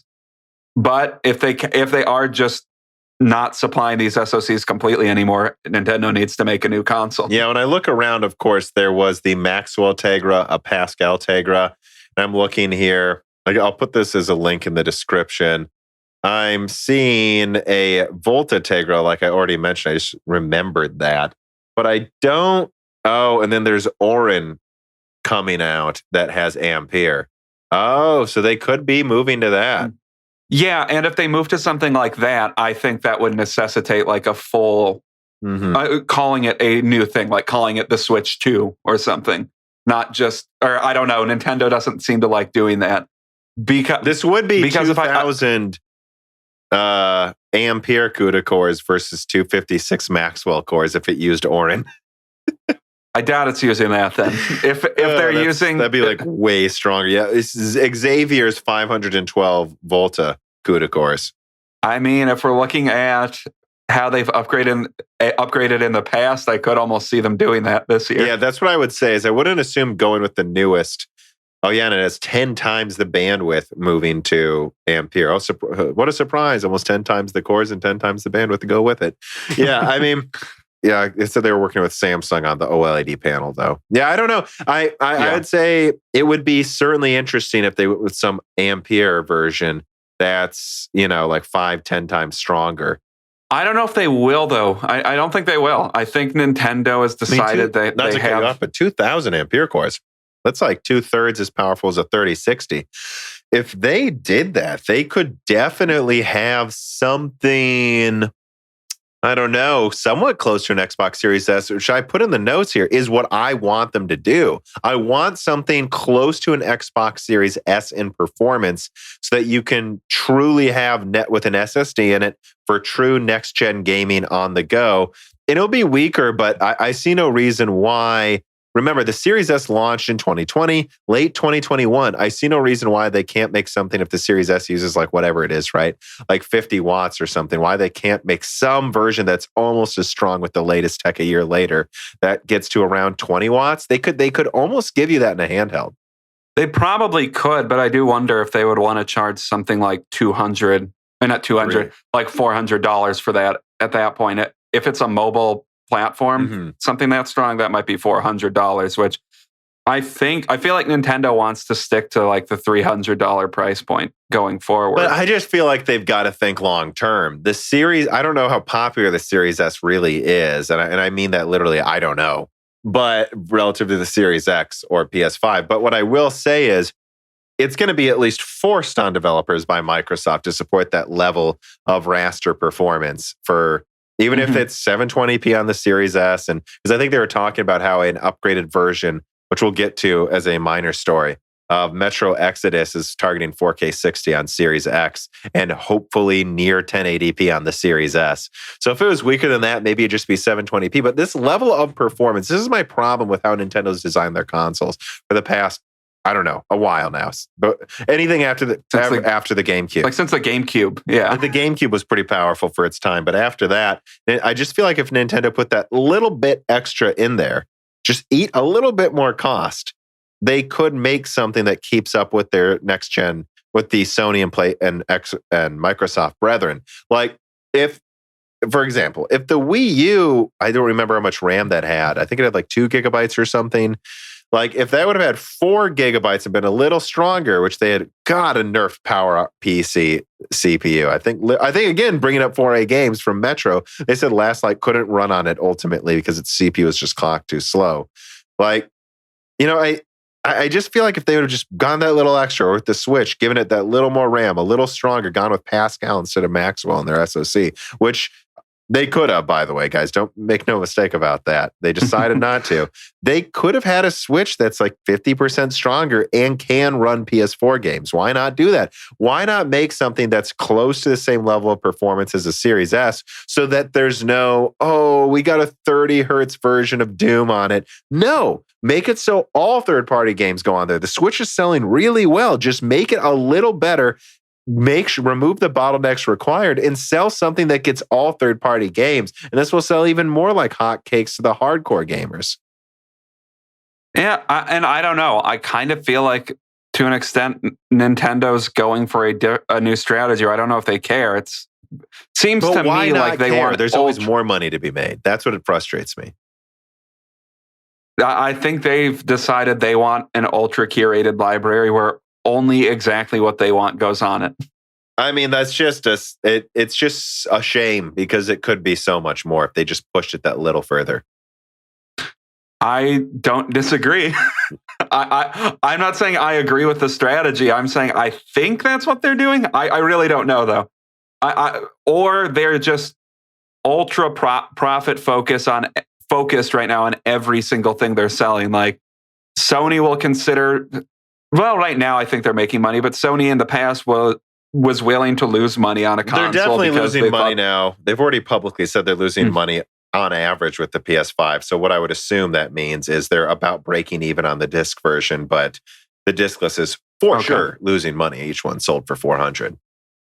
Oh yeah, I guess that's true. The disc version is definitely. I think a lot of people money, misquoted that too, where they said Sony's losing money on the PS5. They just said like the average SKU. People are forgetting that it's an average, although I think 90% of them sold out of the disc version, so it's probably just breaking even on the disc one at best. Yeah, I mean, if the average SKU is selling below cost, that would to me say that the price of the PS5 is very, very close to 500 or whatever they're selling it to their distributors for. So Sony then is currently willing to lose money on the console because they assume they'll make it up in the back end, and they're definitely right. But for some reason, I think Nintendo needs to make profits on everything, every single product they sell. Yeah, and again, I guess my problem also is I don't think that's a bad strategy overall. I just think if they made less of a profit, because like I don't think some people understand the Switch is like $50, $78 to make or something. Like I'm telling you, like they're making a killing on each one sold on MSRP. And, it's been out for a few years, so that makes sense that they're making a lot of money on it now. But why not just make, instead of like 30, 40% profits on each one sold, why not make 20%, let it age better and have, God, they would just have such a killer lineup of every third-party game if they did this. Well, yeah, and then make 20% on every third-party game sold, right? Or something like that. I think it's more like 30 or 40. Yeah. Oh, okay. Whatever Sony and Microsoft make. Like you don't want Call of Duty Warzone on this. Obviously, they might not be able to fit the file size, but whatever comes after Warzone, you could put this on there. And there'd be a lot of people, maybe me, who would decide to pick it up and log in and play through the Switch. Yeah, and I don't know. I think they're leaving money on the table, but I guess they don't think they are. But let's be clear, we don't know what the next SoC is. So for all we know, but I guess that's just our thoughts on it if they don't go with something, again, close enough to the Series S, close enough that you can get most third-party games instead of just a handful.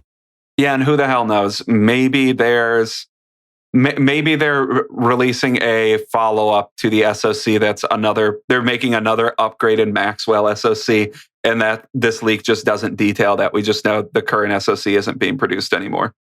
Yeah.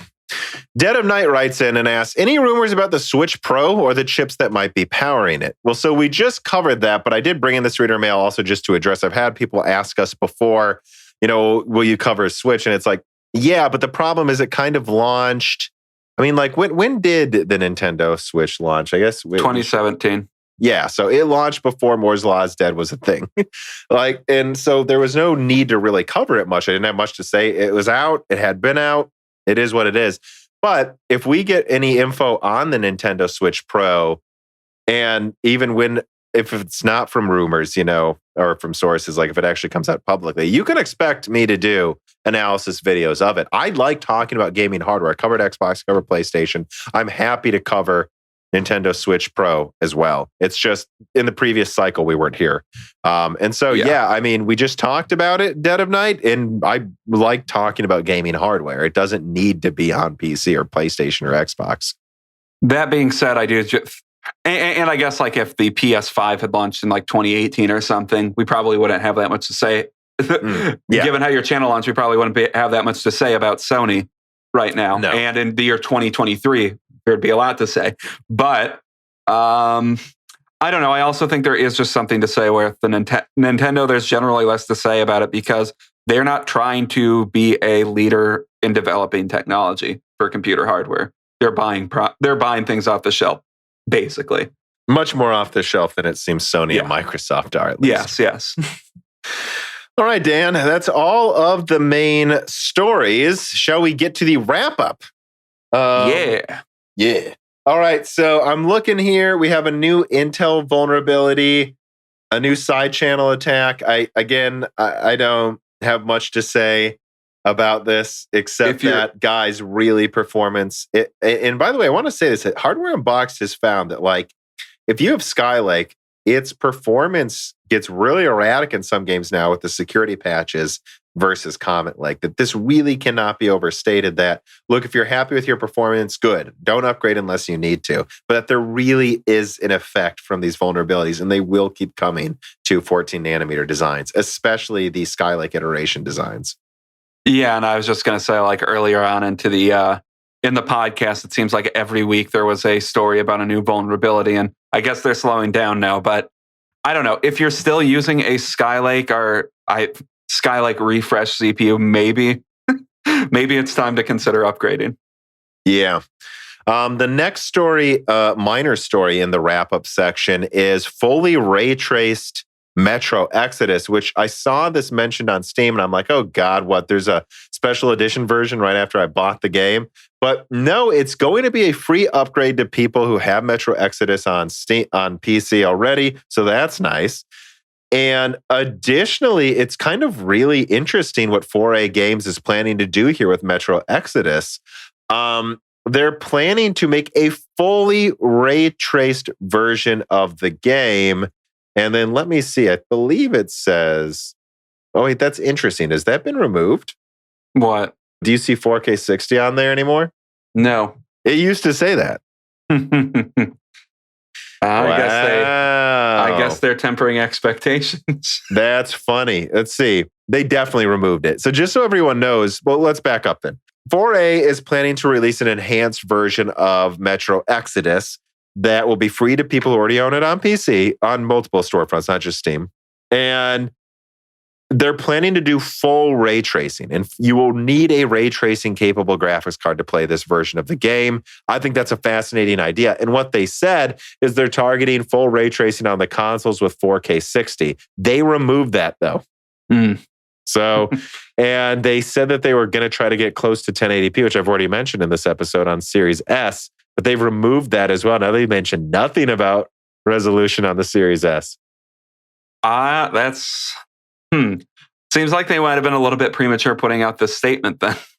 I mean, that's what I was going to say, is this is a project to watch, which I stand by it. This is still going to be a project to watch. They are upgrading an existing game with full ray tracing, requiring a ray tracing card, and it's a AAA first-person shooter. And I think this is worth mentioning because, like, it's obvious why they would do this. They're upgrading their engine and finding a way to sell it as something before they move on to the next game, I'm guessing. And they want to ambitiously try to make a full ray tracing engine. Yeah, it's funny. The story was that they're going to try to get it to work at 4K 60 on console. The way they've changed this shows that they're not so sure anymore, which I would say locked 60 is better at like checkerboard at half 4K. Who cares? Just make it run at 60 hertz. It's not worth the frame rate loss. And if Spider-Man Miles Morales can run at 1440p 60 with ray tracing on, and then I don't see why they couldn't do like the same thing for Metro Exodus on console. They just have to put in the effort. Yeah, of course. And hopefully I do just want to see a game that really does try to deliver good performance with ray tracing on PC, because I really don't feel like it's there yet. I want to prove it can fit on console. like mid-range and low-end cards as well. Yeah. But so that's a project to watch, and already watching it, some interesting things have popped up. Also, a 3070 was upgraded with 16 gigabytes, and it works. I just thought this was worth including because a 3070, because I wish my 3070 had 16 gigabytes of RAM. Well, if you buy some 2 gigabyte modules, you can do it yourself. Yeah, I don't think I'm going to bother. I'll just look for A4000 eventually or something. Probably a better choice. Also, I saw this. Here's another thing in the wrap up. Saison AM4 engineering sample that works on AM4. I immediately clicked to see if I could buy it to test for the channel. It was already sold out. What's funny is it seemed like it was sold for like $170. Like it was sold for a reasonable price for being this rare thing. I don't know. I wonder if it'll keep popping up. I guess were there multiple models of it? I mean, were there not multiple models? Were they selling multiple CPUs, or was there just like one available for sale? There were like 7 or 8 or something, I think. Yeah, I mean, it would have been cool if you could have gotten that, but yeah, but people that are looking for unicorns are going to buy that stuff up whenever they can. Yeah, I bet it sold out immediately. They should have charged way more money, by the way, than like $170. And AMD did seem to have USB issues on X570, which may explain some of the random camera problems we've had here, Dan, when we do live streams. I don't know, but that's coming out. So excited for that update. Hopefully that fixes that. Let's see. And also there were some rumors about AMD's DLSS, and this came from Linus Tech Tips, who reached out to AMD. And what was interesting is Linus says his contact told him that they're looking at some kind of cross-platform solution that they'll even try to work with devs making games on consoles to utilize for Fidelity FX Super Resolution, which is interesting because I feel like most console devs, especially exclusive devs, at least at Sony, have found their own workarounds to the same thing as DLSS to make image quality look good. This looks like it to me. This is interesting, though, that AMD is working on all platforms to have this Fidelity FX Super Resolution. Yeah, I mean, I think it makes sense that they would try to do that, though. They have stuff in so many different products now. It's might as well gain from being in all of those markets or in all of those consoles and PCs. Yeah. And so I guess what I will say is this does sound like it's something ambitious they're working on. Hopefully that's why it's taking so long, is they're not rushing out an answer. They're trying to make something better than what Nvidia has. That's what it kind of seems like. I hope so, at least. I would rather them launch an actually good competitor later than, I don't know, some bullshit like a lip service response to DLSS. And here is one that I do need to talk about. So actually, we have two big things to confirm here in the wrap up. I'm not doing a video on this right now. Maybe I will eventually. But so Intel Raptor Lake rumors have been swirling around. And I reached out to a couple sources about what this is, because I obviously haven't covered Raptor Lake yet. And the suggestion I've gotten is that Intel Raptor Lake is probably a stopgap in between Alder Lake and Meteor Lake. And Meteor Lake is a very big upgrade over Alder Lake. So it wouldn't be surprising, especially if what Raptor Lake is some TSMC version of Alder Lake.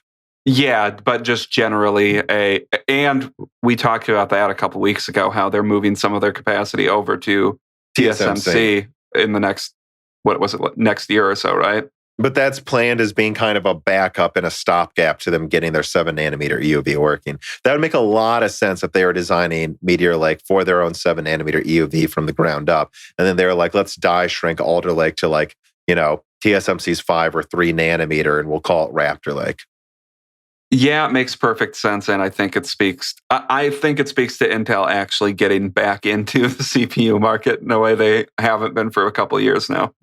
And if I look at video cards reporting on Raptor Lake, just like looking at the differences between architectures here, it says Tiger Lake, new 10-nanometer Core-Tech Superfin. It's basically nothing over Ice Lake besides higher clock speeds and better graphics. Then you go to Alder Lake, new performance hybrid architecture with CPU cores, new Gen 5 discrete, new Windows security features. Then you go to Raptor Lake, New hybrid CPU core changes for improved performance. New power delivery. It's not, this looks like like an Ivy Bridge to Sandy Bridge situation to me. Yeah.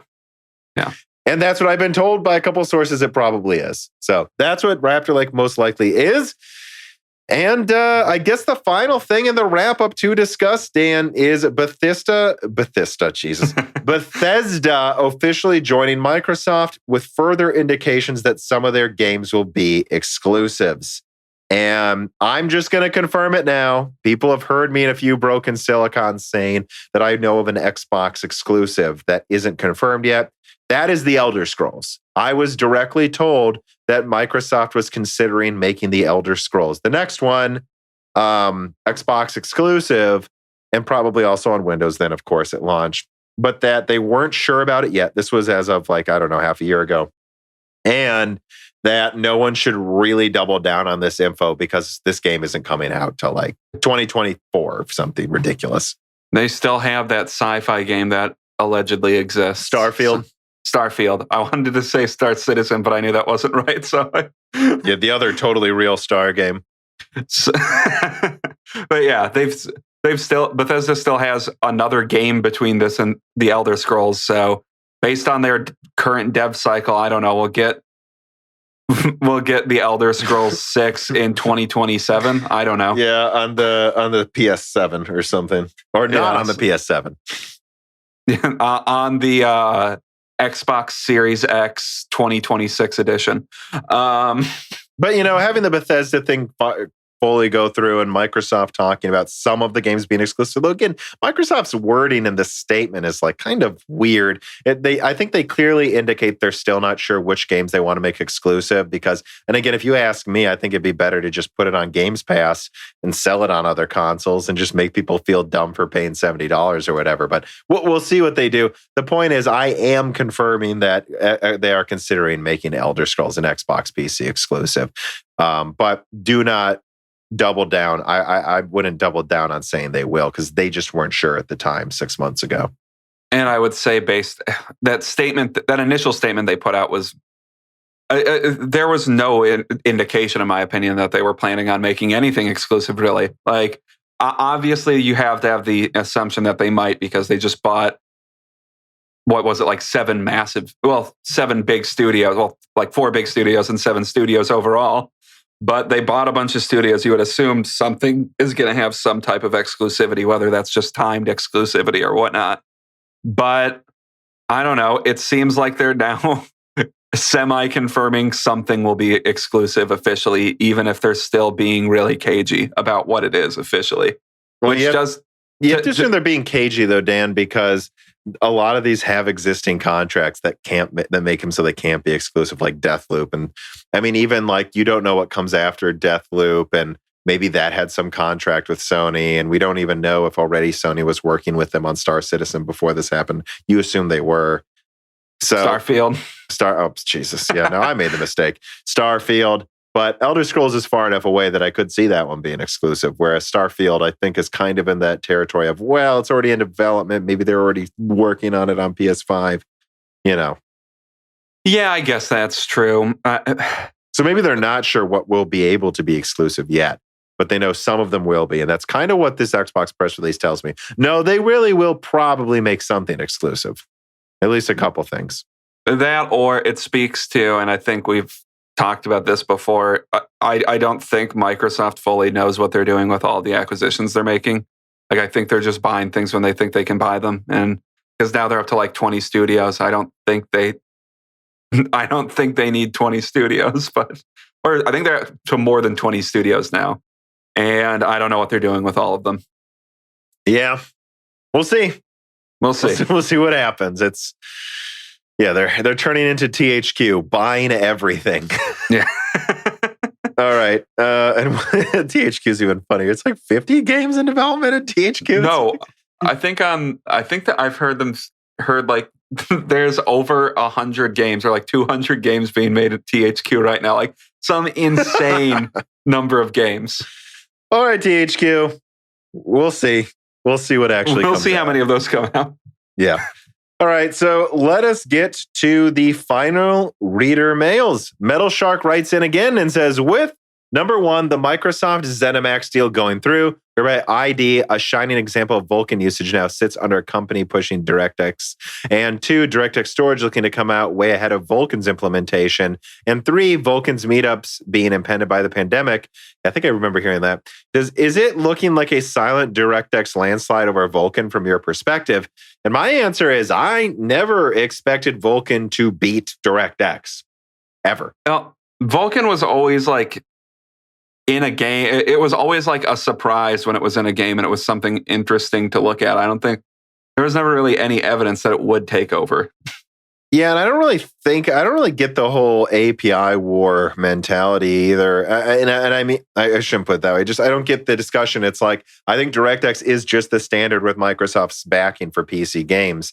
And Vulkan is just kind of cross-platform in there. And some people use one or the other. I don't really think there's much else to say besides that from my perspective. I always kind of expect DirectX to be the standard for the overwhelming majority of PC games. Yeah, and I mean, it's good if a new open source API gets made every once in a while. There needs to be competition.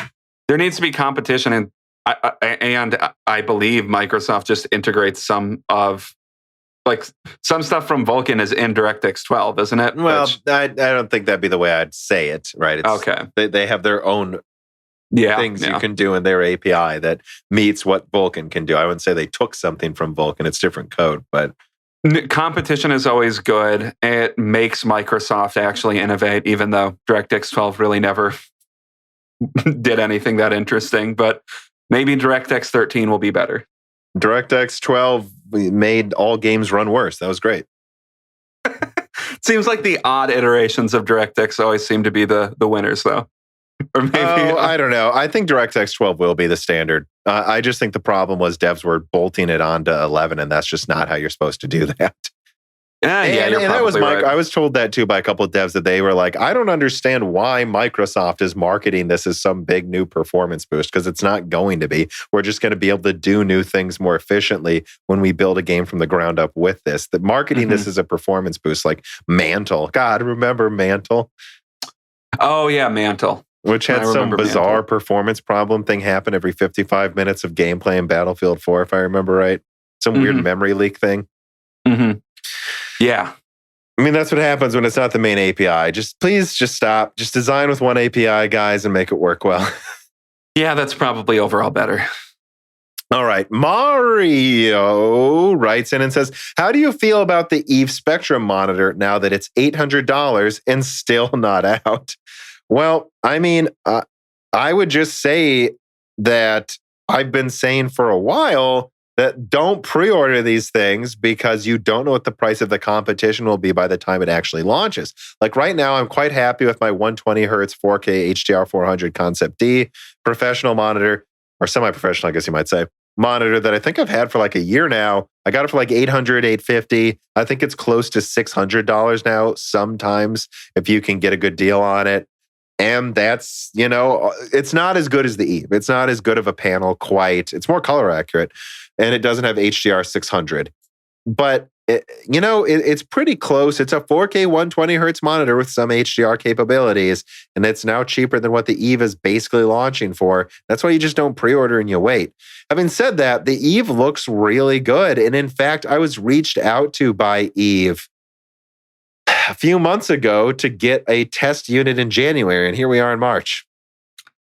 Yeah, I think even when we first mentioned the Eve Spectrum monitor, we were like, I don't know if this is going to come out at any reasonable time scale, but it was more just to highlight an example of what a 4K monitor might look like in the near future, which those exist. It's just not in the Eve Spectrum for some reason. Well, it's just not really out yet. And what I would say is just, what's going on, Eve? You guys reached out to me and I'd love to test this monitor. It does look better than my Concept D. And I'd love to tell people they should buy it if it's good, but I don't have it yet. The price went up. What's up? Yeah. Roughneck writes in and he says, "Hi, Tom." And he goes, by the way, pronounce my name Roughneck. He spelled it in a weird way, just so for everyone listening. So I just rebuilt my gaming PC, and after testing it, I'm left wondering, is PC gaming really worth it anymore? It costs $600 Canadian for a PS5. It cost me $3,000 plus Canadian for a PC that had a 3600, 2070, 32 gigabytes of RAM, and 1 terabyte Evo 970 Plus, and an 850 watt power supply, 32-inch curved monitor. Well, I don't think you can include the monitor cost in. I think, I wouldn't include that. But still, yeah, I mean, much, much more than a next-gen console. If I had gone all out, it would have been $5,000 right now. The 2070 was purchased before the market crash, and I only paid $600 Canadian. I get around 120 to 140 FPS in games on high details at 1080p. I'm sure I can get more performance, but why? The PS5 plays a solid 60 frames per second at 4K, or at least simulated 4K. And if I put cash towards a decent 120Hz 4K TV to replace my 60Hz 70-inch, I'd be doing roughly the same as the PC with vastly fewer issues, updates, and care. That's my question. Is PC gaming worth it anymore? I mean, what I would say now is this is one of the worst periods to really build a PC from the ground up, from scratch, unless you really find good deals here and there relative to what else is generally being sold. And that's all I really have to say is, a major focus of my 3070 review is going to be talking about the current situation and how if everyone just insists on building no matter what the market does, then the market will make everything worse. You have to vote with your wallets, people. And right now is not a good time for your wallet to build a PC. Yeah, and it's unfortunate because it's also at a time when actual interesting products are starting to come out again. But I know there's a lot of interesting stuff. But I mean, we've said that before. It's just now I don't think it's a good time, especially to completely build a new computer. I mean, once again, the only reason I think I'm going to upgrade my computer is because I can sell my old graphics card for more than what I would be buying a new one for, because the market's really weird right now. And again, the way we talk, this doesn't benefit our channel. We'll get far more sponsors, if we just say, oh, this is what you should look at it, or this is why it's worth this. And it doesn't help us to say, no, not good right now. But, that's why we try to be mostly patron supported, because we only want to give an honest impression. And that's honestly what our impression is right now. Whether it gets us less views or angry people, or not, it is what it is. Well, the good news is I feel like most of the hardware community is relatively relatively on the same page. I mean, yeah, at least the people that talk about it online. Obviously, there are a bunch of people that are buying stuff. Yeah. I mean, I don't have really much else to say about that. Dust writes in and he asks, when do you think GPU and CPU prices will normalize, as in at least the mid-range cards being mid-range prices, etc.? Is it too late due to inflation and demand? Well, I think prices will get better by the end of the year, but I said better, not great. Don't misquote me, people. Yeah, will they resettle around what mid-range used to be? I don't think they will. And how do you define what mid-range used to be? I mean, I think of it as the average kind of being Pascal versus Polaris and Vega. Those weren't the best prices, but there were bad prices in the mid-2000s, or I forgot when, before 2010. There were a couple of times where Nvidia was just flogging the market, rebranding, if I remember correctly, the 8800 over and over and over, trying to get $1,000. And back then, that was like more than 1,000, So like this, we've had bad moments before, but in terms of going back to the great periods of time, like the R9 300 series, oh my God. When you could get enthusiast level component for $300. Like how much did the 390X cost? Like that was like what, $450 or something? Yeah, I think I got it for like $440. So will we go back to that? Probably not. I would love if we would. But at that point in time, mid-range was $200.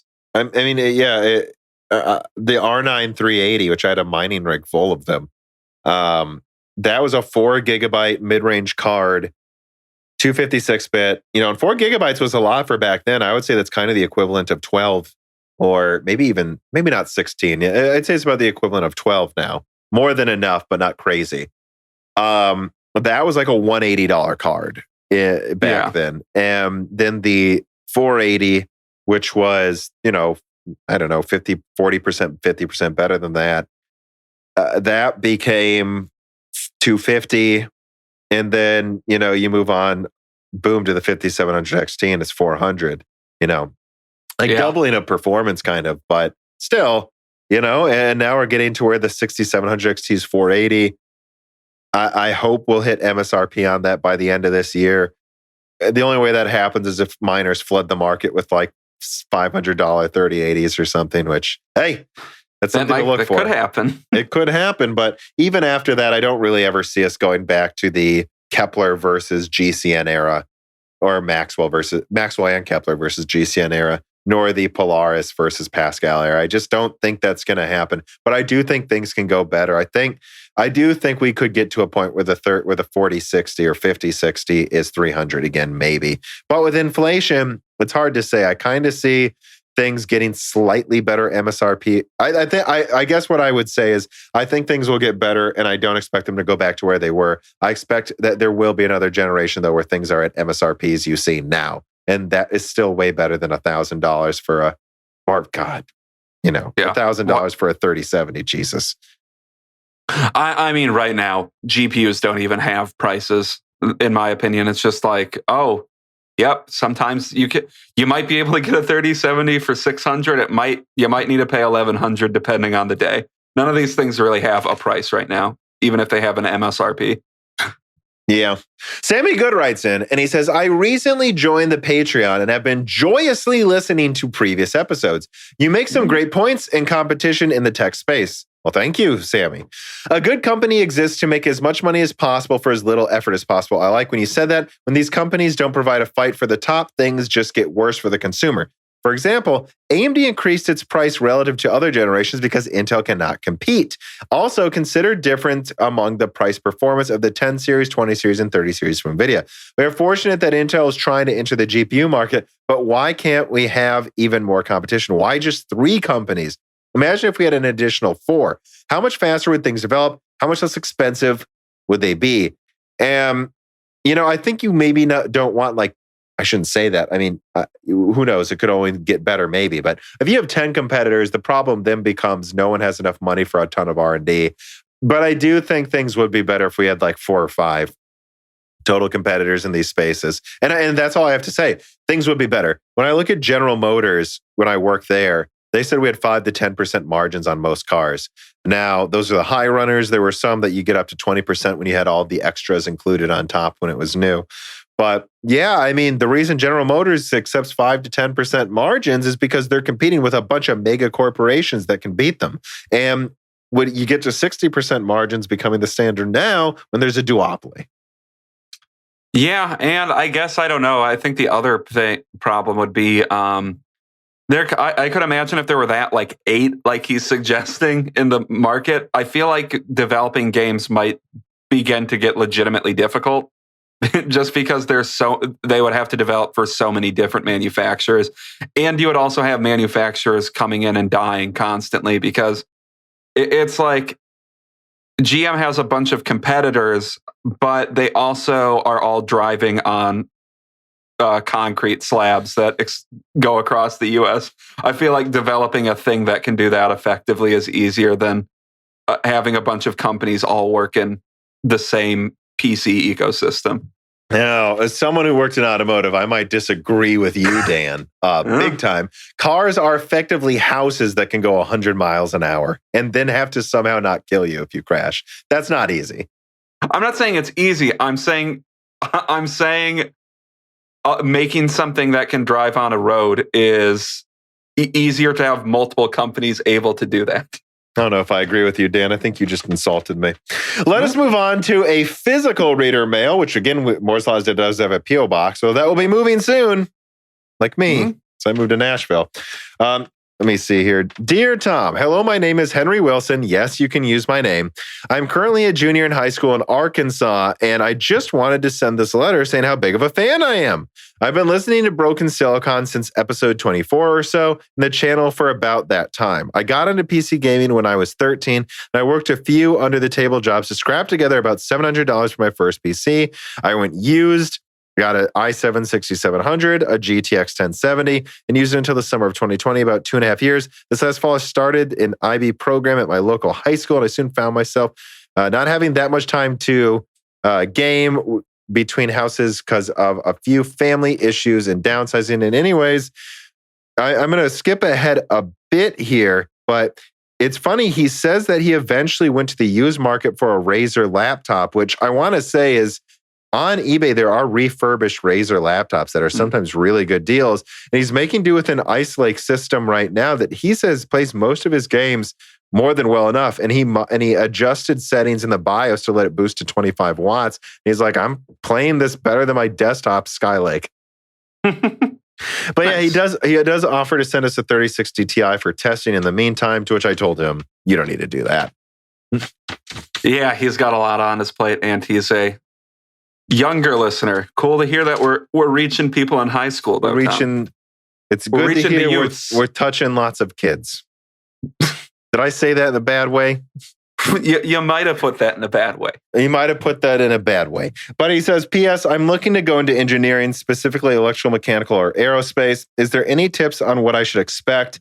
I know that there's a lot of math, work, and some more work, but more specifically, what? Also, are there any classes I should take in high school? I'm currently taking AP Calc AB. You want to take that. And then BC next year, which is the equivalent to Calc 1 and 2. If all else fails, I could just go into biz. Yeah, so, I mean, when you go into engineering, you just got to get ready to really focus. And it's just so much work. But that I actually feel like the first 2 years were harder than the next two because they're so book heavy and learning heavy. And it's more application later on. So just, you're going to have to hook it out for a couple of years. And what I would say is don't be afraid to take 5 years. I didn't, but I took 4.5. Although I did get a minor there as well. But still, a lot of people, some people took like 8 years. I think that's maybe a little too long. But don't be afraid to take 5 or 6 years if you feel overworked, because it really is a lot of work. And if you feel like you're going to fall apart in your second year, just don't be afraid ahead of time to tell a professor, hey, let's end this class before it is a demerit and push back some credits to another semester, because a lot of people don't do that and they burn out. And I did that one semester and I just graduated in 4.5 years. And it was the best decision I made. And I got far better grades because of it. Yeah, and I'm not an engineer. I didn't major in engineering, but but you're judging us with our cars, Dan. Yeah, I know. But I had mostly engineering friends when I was in college, and I knew a couple of them that tried to do like 19 credits, and they just burned out. Don't do that. Yeah. Otherwise, you're doing everything correctly. You don't need to be the best at math, but you do need to be able to do it. You should be getting good grades in high school. As long as you are and you don't overload your credits, you'll be able to do it in college. It's just make sure you pace yourself, because it is a lot of work. And I think I've just really heard multiple professors say this really isn't a 4-year degree and it shouldn't be, but we market it as one because you kind of have to. Yeah. All right. Final reader mail. And this comes from Mia. Now that we're in an era where gaming is starting to become mainstream, how do you think public perception of video games as art has and will change?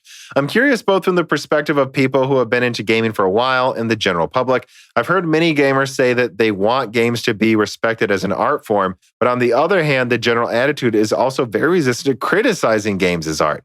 You can't have one without the other. I'm talking about, for example, the vitriol towards critics pointing out the storytelling or bad trans representation in Cyberpunk 2077, usually with cries of just talk about the mechanics, which is a little like telling a movie critic to just talk about the cinematography. Important, but not the whole story.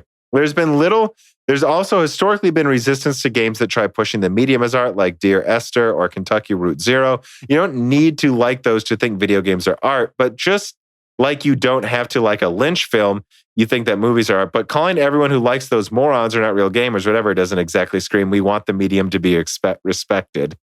And she says, sorry for the longer question. I just see so much potential of video games to be really cool interactive art. I get frustrated at both gamers who hate anything that isn't the product they're used to consuming, the public at large who still see video games only as entertainment for teenage boys. I mean, I think part of this is a very good point. Like, if you look at movies, it was like, I mean, honestly, some of the movies in the 30s and 40s was just like, here's people swimming. Like, yeah. Like just synchronized swimming, like, and then eventually it just turned into a lot of combinations of action and romance movies. But eventually now we have movies that span all these different types of genres. And I think too often people are like, that's not good. People who like that stupid. And it's just like, nah, man, some people just like different things. And the larger the umbrella gets, the more you might not want one part of it. And I do agree with that quite a bit, that there are different ways and reasons for liking games. And just because you like Twitch shooters doesn't mean someone who likes a, on rails, or I guess they call them walking simulators.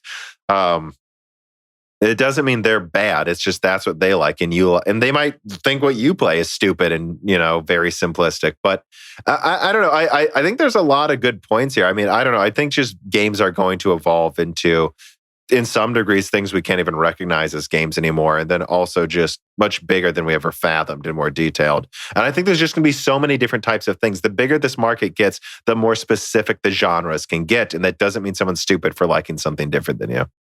Yeah. And a thing that's always bothered me, and I guess the whole screaming about this is a medium that deserves to be respected, when you have people like that, you have entire communities that have sent, what's her name? The person that played Abby in The Last of Us 2, death threats for playing a character that they didn't like because the story took an unexpected turn.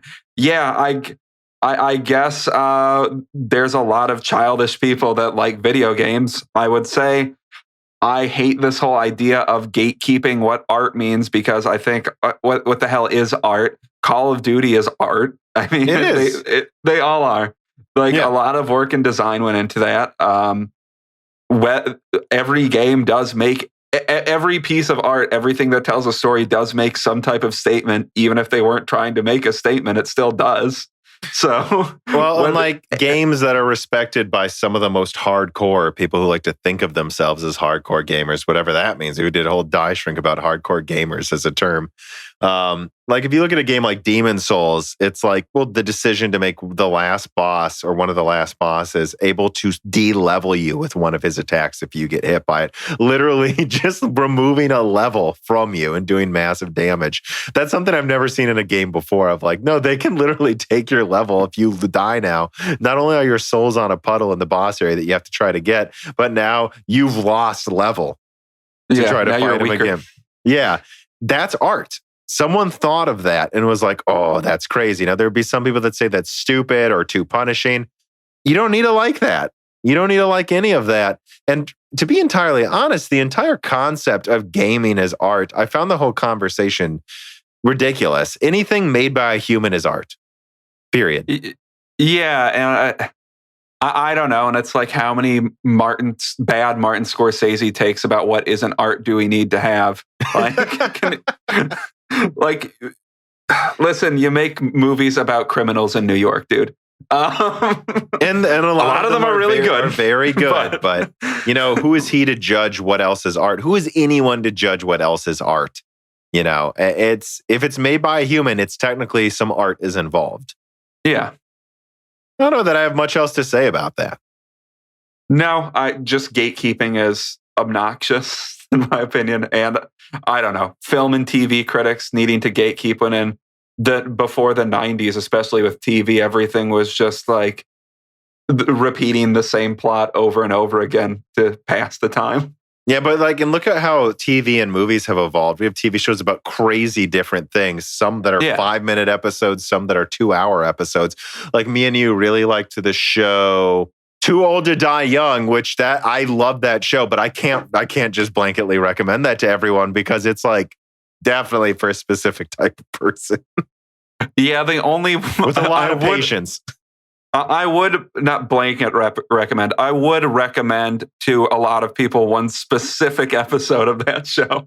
But yeah, which we don't want to get into because we don't want to get demonetized. Because that's the thing about Too Old to Die Young. It's like, which is on Amazon for everyone wondering. You have to have a very strong stomach because it is very mature content.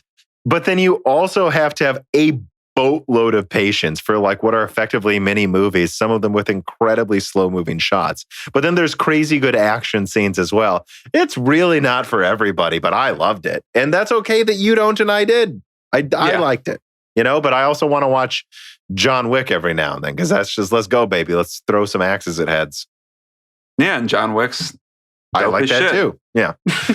All right. That's about all I have to say. We got through all the stories. I think this was a pretty fun episode. I guess a public service announcement as well that like we have a very big guest coming on. I don't, of course, confirm it until it's like recorded. And that will be in 2 weeks. Usually that would be another news episode. So the pattern of the episodes may be a little different over the next month because what we're planning to tentatively do for next week is like a half news episode and then a open discussion about some things from reader mail. The reason we want to do that, or at least I want to do that, is that if we don't do a news episode or a half news episode 2 weeks in a row, then that means when we get to the news episode after the next couple of guests, we'll have over a month of stuff to cover. So I feel like we need to chip away at it. So, but I think, I think the plurality of the views are the Tom and Dan episodes anyway. So that should be good. Look out for that. And then a big guest episode, then probably another guest episode, hopefully with NFC to discuss form factor gaming in 2021, small form factor gaming. And then, we got all types of cool guests and stuff coming up, and you get them early and ad free. And you can submit reader mail if you support us on Patreon. Don't miss it. There's a whole back catalog of things like, hits and gems and flyover states, which I need to get another one of those out soon. All of that's there for you guys. There's a Discord community. There's so much content, bro. Just remember, that's what makes this happen. That's what makes us openly talk about the e-monitor and all of these things is just because it's the patrons supporting us. And if even 10% of the people that viewed us per week supported us every month, I mean, we'd be self-sustainable forever with a decent studio. So yeah, help Dan afford taking time off from killing fish. I need to do a lot of that. So, all right, enough. Thanks for listening, everybody. Have a good day, evening, morning. Goodbye. Bye. The following podcast was brought to you by the YouTube channel and website Moore's Law is Dead. Moore's Law is Dead and Broken Silicon are trademarks of their creator, Tom. That guy is me, and I am indeed the creator, editor, writer, and showrunner of Moore's Law is Dead podcasts, videos, articles, and other media. However, Moore's Law is Dead is a team, with Broken Silicon co-hosted by my brother, Dan, audio editing by Gerard Cortez, and select technical editing by Carbon Cry. You can find all of our information, including how to get a hold of us, at www.mooreslawsdead.com. And if you are a fan and would like to send mail or other hardware, please mail parcels to Moore's Law is Dead, P.O. Box 10468, Peoria, Illinois 61612. And speaking of fans, without exaggeration, the patrons are responsible for the continued distribution of the content you just listened to. And so if you have some extra money, but only if you do, please consider supporting us. For just $2 a month, you get access to the exclusive podcast Die Shrink, voting on subjects of future podcast episodes, the ability to have your questions read aloud on Broken Silicon, Die Shrink, and Loose Ends, and of course, the Moore's Law is Dead Discord full of like-minded people who would love to meet you. I am one of them. And at higher tiers, you get access to ad-free episodes of Broken Silicon, the back catalog of Flyover States podcast, thanks in the credits of videos and podcasts, and other perks as well. And if you cannot afford to support us, please just share Moore's Law is Dead videos and podcasts with friends and family on social media and Reddit. And give Broken Silicon and Flyover States a 5-star review on Apple Podcasts. All of this really does help so much more than I think anyone realizes. If you'd like to advertise on the podcast or a person of interest who would like to be a guest, please reach out to the email address mlhbdead@gmail.com. But as I said, this podcast would not be possible without its fans supporting it. And so now it is time to give a personal thanks to the greatest of the fans. The following supporters are at the 10 gigahertz or higher producer levels. Brad Medlin, Telos, GUK, Benny Berlin, Justin Yunt, Thomas Rupp, I Love You, Lynn and Jim, Ivan K, Tom Bailey, Muhammad Al-Kwari, Frederick Lau, James Krasa, Justin Parrish, Zachary Martin, Terrence Heron, Drita Full, Phil S, Courtney Elliott, The Ninth Dude, Greg Renegard, Josh Law, JBG, Travis Gooding, The Mechanical Philosopher, Lebo King Kilo, Fatboy Deeseru, Daniel Hyde, Burke Garcia, Tara Reed, Jack O'Neill, Matt Salem, Aaron Close, Juan Garcia, Sean Valmer, My Name is Nobody, Joel Curry, Alethros, Telos, Hey There's a Kitty, Greg T. Wanchuk, Ivan214, John Jameson, Benjamin Cannon, Matthew Lane, Divider Symbol, Jan Ronald, Robert Ducks, Michael Maggie, Allie Robertson, Eric Jackson, Jonathan, Patrick Groh, Evan Dingle, Dominique Cox, Stefan, Original Ross, Hard4Room.com, Sam MacArthur, Total Silo, Sol Connor, Michael Costa, Andrew S., Blake, Aaron Keith, Kerry Baldino, Endless Loggins, Tom Sanfilippo, Justice Brennan, Viking R., Trevor Power, Stu, Elenia, Nanya, Daniel Nishmo, Franco Frederick, Hardware Numbers, Alex Caracillo, Dark Rain 2049, Leighton Perry, Joseph Karaman, Carlos Valdez, Carnivore Bear, Luca, Zaber Zebras, Licky, Martin Porshegi, David Cowden, Ricky Tan, Spencer King, Patrick J.S., Justin Staples, Freddie Canos Jr., Christopher Foster, Kiwi Phil, Dahoo, Sarah Light, Anthony Gareffa, Matthew Griffin, Alex, Joseph Loria, Luis Correa, Deke, Cheesy Ramen, Raul Ebeneni, Tim Robbins, Jake223, Brian Riggleman, Chris Williams, Ryan Deniscu, Dave McCoy, Valco Malev, Gabe Lagner, David Morcos Gomez, Morton Svensson, Andrew Thomas Summers, Maurice Courtois, Matthew J. Link, Scott Ref Schneider, Mai Sharona, Aaron Roman, Jacob Stankiewicz, Hair Rats, Wakir Khan, Eshildar Epstein, Stephen Hart, Christopher A. Butler, Greg, Peter Moore, Chris Licata, Justin Thomas, Sam Miller, Sammy Malas, Kevin Chen, Shakir, Nick Rakin, Holden Mobley, Matthew Lazier, Arpit Sharma, Meat and Pork, Jim EMG, Mads, Beachhorn, Benjamin Oshlee, Jijits, Sion Park, Dame P, John Wisnick, Sam Venzel, Mark Michelle, Brucha, Michael Deaton, and Danovan Russell. And thank you to Sahara for the music.